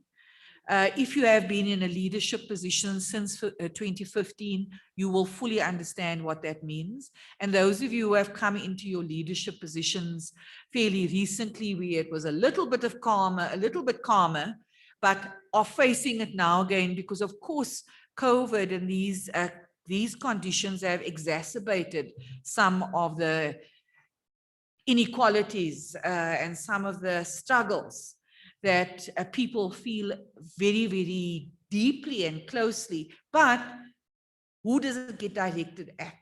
It gets directed at people in leadership positions. So that then is going to be the topic for conversation in the next half an hour. Anybody who feels that, you know, look, I've had enough of it, I really don't want to be dealing with this now, please feel free, with no judgment, to not be part of the discussion. Those of you who would like to continue to be part of the discussion, please just stay in the room, and we will end at about past, just so that we start airing it. And then we may want to think about how do we take it further. Is everybody okay with that? And we'll ask for the people who sort of feel it deeply in their hearts and minds at the moment to maybe start by opening the conversation. It is risky and it is vulnerable. So if you would like to, please feel free to do that. If you don't feel you want to raise it, I can also do it because I've been in that situation. So is there anybody in the room or the online room who would like to start? Okay, so I see 3 hands going up, 4 hands going up, 5. I do have, I think it's 2 at the moment who want to leave. So I want to also just honor those and say goodbye. We will see you all tomorrow morning at 8:30. Is that right? Are they allowed to leave, Denise? Yes, yes, of course. That so is not allowed. Of course you're allowed to. So there's a few that are signing out, that are going off. They've got other obligations. They've planned their days differently. So to those who are leaving, we see you tomorrow morning at 8:30 sharp. Is that correct? And we back fresh and rested for our last morning. Tomorrow is only the morning. And the rest of you want to stay, we also want to stay. Thank you. Okay, thanks. And the same applies. I know it's a lot more visible to walk out here, but really, please feel free to do that. Please feel free to do that if you have to be somewhere else. So we're going to start with Lorraine, whose hand went up first, and then we're going to move around to other hands that went up. Thank you. And try to keep it as short as possible to give many others a chance. Thank you. I just want to give you a little bit of a background. We recently had the Portfolio Committee of the Cabinet to come and to speak with the university. And I found it very, very interesting because they brought into the discussion some of the student leaders. And that was an eye-opener to me. We don't always get the opportunity to sit down with the leaders that making the decisions, the ones that's working there in the background and that's really acting and getting the students together and to do all different kind of things. But what I picked up there is that there is also not a one voice amongst the students. And that was something that I found very, very interesting, that between the 2 leaders that was there was a very active, very aggressive young man, and then a person that says, no, I'm a student leader, I want to do well, the university is doing that. There was 2 total opposing views in terms of this. But what I also find interesting, and that is where we don't have no control, is when all of these external things, these students started to tell us that they are paid a certain amount of money to get some members and to have a strike and to do all of these things. And you know what, that was information that I didn't heard. So they tell us that they would choose something very small in a university, and it might be something like write off historical debt, which they might not even have. They choose something like that, and then they are paid to start and to protest and to take this to a higher level. So there's a lot of external things that we don't understand. It's not politics, it's external pressures that I had no idea about this. Nothing. It might be external politics with a capital P. Yeah. Okay, thanks very much for sharing that insight. And of course, we're not making generalizations here. People are speaking from their own experiences of it. It's not necessarily the case at every institution that what's shared happens there. Thanks, Potsetso. Yeah, and then I'd just like to maybe add on to what Lorraine has also said, in that one also gets the corridor talk that certain staff members are also complicit and active in instigating and agitating students against their own colleagues. And it creates a really toxic environment, because as the affected member, you never know whom of your colleagues you can trust. And where your space is within that institution. And it becomes quite scary, especially if it's from the higher powers who are rumored to be involved in this instigating and agitating.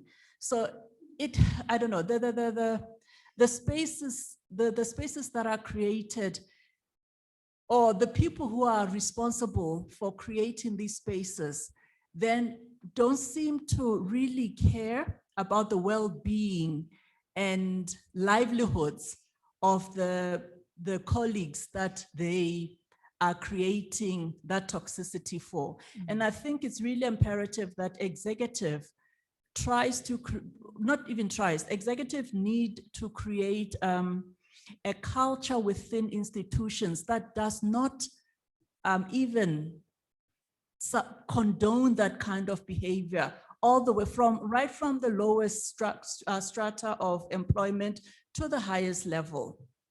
Otherwise, institutions are going to be places where it's insular and there isn't that collaborative, cohesive collegiality. Thank you, an important point. So let's give Mark some steps to do. So we're going to ask you to zigzag along across the room. So let's make this the last one on this side, and then we're going to give you like 20 more steps to that side. By the end of the day, you'll have 10,000. Okay, great. Thanks, Sebi. Thanks. My challenge is that so I find that there's always a knee-jerk reaction to students' demands, to an extent that rules and regulations are flawed. Every time when students demand, everything gets changed instantaneously, to an extent that it actually weakens our quality assurance issues and our credibility to stand scrutiny out there. So it's even worse when that is promoted by people that are at a senior level, to an extent that deans that feels unprotected, because you come and say, here is the rule and the regulation that we all agreed and that has been running this university. For me, I would have appreciated to say, we as deans would have to listen to students and say, but these are the challenges. And of course, there's nothing wrong in changing. Rules are meant to be changed after a certain period of time, but not every other month when the student demands something, you change rules as they are. And if you say no, you are called the enemy of progress. And the students are on you like white on rice. So I really was hoping to have that kind of a discussion, because it really has a serious impact on the well-being of individuals. Because for us, it is not because I don't get up in the morning and say I want my students to fail. That's never my objective. In fact, I'm questioned about why are students failing, and I should worry if all students fail. But if students fail because they didn't fail, and then I'm told pass one, pass all, that becomes a problem for me. Yeah, thanks. Thanks. Now we're going across. Is there anyone online? Not yet. So we're moving across to the other side of the room. Just raise your hand so Mark knows who to go to. Okay. Your next, Bolelwa. Oops, this thing is looking there. The issue of concern for me is the impact of student protests on staff morale. And I think that's what you raised now as well. Because to some extent, staff feels that if the students demand something, it is changed, and staff is not considered in that decision. It can be a general statement, but that is how our staff is experiencing it, because some mentioned it to me like that. In my own experience with students during protest, there is a break in the trust relationship between the student and the staff member. Because, it's almost as if at that particular point in time, we are on two opposite sides. And what I experienced was that, as much as we have a good relationship in the class and we can speak about everything, at that point in time, I can't get through to them. To the extent, you know, that they, in one instance, one of the students said to me, don't come and tell me about your struggles in the 90s, for example. Because I said, you know, at this institution, I went through a struggle because it was an all-white institution and I had my own experiences. And they said, we're not interested in your experience. This is our struggle. So, you know, as staff, how do we deal with that? To not discredit what the student is saying, but also, you know, for our own sanity and morale. And I think we haven't been given guidance to deal with that. And you know, after that incident or couple of incidences, you know, now you have to go back into the classroom and face that students again and teach them. How do you pick it up from there again? You know, so this is the new type of thing that we're dealing with. Before we go to you, Sina, I'm just to go over to Bulelwa, because she was, Bulelwa, sorry, is in the black cloak. Thank you. All these comments that have been shared with us now are common in all the universities. In actual fact, I raised this topic. Yes. But I found that we as universities are more reactive than proactive. I was expecting at least for our management to have something like strike management policy or procedures. How do you deal with those? Even if you can have a committee to develop such guidelines, because it really is affecting the morale of the staff. When you find that the staff members are chased out of their classes or their offices, and tomorrow when the strike is over, the same students have to be taught by these lecturers. How I wish it can be a topic in our institutions on how we can be in a position to manage the strikes of our students, because I find that throughout the country, what is happening is that students are striking, but you find that there is no solution. There are no guidelines even from the head about what is happening, even at our universities. We will just go away until management calls us back. And they say the solution, now the problems have been solved. It's really worrying me because seemingly we year in, year out, we face such challenges, but there are no solutions to them. Nobody thinks about how to solve that particular problem. Thank you.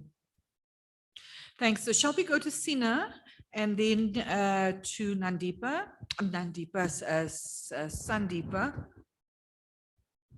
Thanks, Mark. You're doing a fabulous job. You're sanitizing and walking at the same time. I've been involved in discussions where these kinds of issues are being discussed, especially about in relation to student protests. And I remember somebody who commented that maybe the issue is not so much about what happens in universities, it's about what happens out there in communities. And instead of worrying about what you should be doing in universities, we should be worried about the curriculum, you know, as from primary school up to high school. What are we teaching these students about citizenship, about the love for the country? Why is it that when they go on protest, they destroy property, the very things that they need, they destroy the laboratories, later on they turn around and say there are no resources in the laboratories. So she said, you know, as long as we keep attacking the symptom and not really going to the source about what we teach, about what it means to be human, not at university, right from the start, what it means to be about being a responsible citizen. You know, this problem will keep, you know, coming up over and over, and will never really arrive at a solution, because these students see these things happen in their communities. They ban post offices, they destroy, you know, all kinds of infrastructure that, you know, they need. They see their parents preventing kids from going to school to write exams, and we expect them to come to university and behave any differently. It's not going to happen. So we really have to be rethinking, be part of the bigger solution, not just a university solution, because it's not a uniquely university problem. So maybe as universities, we have to be thinking about how do we engage with the larger society in terms of arriving at solutions that are going to be lasting, not only for our own good, but the good of the whole, society. Spoken like a true leader. Thanks, Sina. Sandeepa? I should have actually just grabbed the mic before my colleague spoke. I should have just As you taken the wind out of your sails. I just should have jumped up, but that you have articulated exactly what I wanted to share, in the sense that we have this knee-jerk reaction because we constantly are treating a symptom. And perhaps the repeated protests are coming from the fact that students are being heard but not really listened to, and that's how they interpret their issues, and that's how they reflect their issues. And one of the things about introducing citizenship in the curriculum and looking effectively at how we do this in every discipline, and also I think it also relates to a change in culture of somehow, and I don't have the answer yet, of inspiring students to be proud again of the profession that they're taking, and realize the obligation that they have to the communities. So yeah, that's how I see it. Okay, was there anyone else? We've got Nalini, and then I think we're going to have to bring it to a close. We're getting close to 3:30, and I want to just comment on some of the things that you've all said in relation to what's come up in our course so far. Thanks, Denise. I won't be long. I think Zina exactly echoed the sentiments I wanted to make as well. But I think the situation is extremely complex. We have a particular type of culture of entitlement that perpetuates the sector, and there's almost nothing we can do about it in a real material and make a material change. The notion of that Sebi spoke about in terms of brown envelopes is a reality. And you'll find that when there are positions that are starting to become available, those brown envelopes emerge. And in terms of the students we have, the students do have a need. And these brown envelopes service that need. And if they can disrupt just for a couple of thousand, or for a room or a space or whatever the case is, they're willing to do that. We often have the discussion about militarizing campuses, but if we don't have protection on our campuses, we will never be able to continue with the curriculum. What we find is, and I'm not sure if you feel the same, but there'll be 2 or 3 or 4 students who can absolutely shut down an entire campus. And the security are terrified. They are the first one to pack up and leave. And they leave the academics exposed with absolutely no protection. And the response we get is, we can't militarize the campus. But the next day, the campus is entirely covered with bouncers, with bulletproof vests, and there are no students on campus. So we absolutely are reactive, what Babawa says. We really need to have a strategy to engage these students and to talk about issues of citizenship and nationhood. It is absolutely critical, because our reputation as institutions are really taking a knock. And unless we communicate, if we don't communicate, students communicate on our behalf. And that cycle of fake news will never, ever end. And we will always be having these conversations.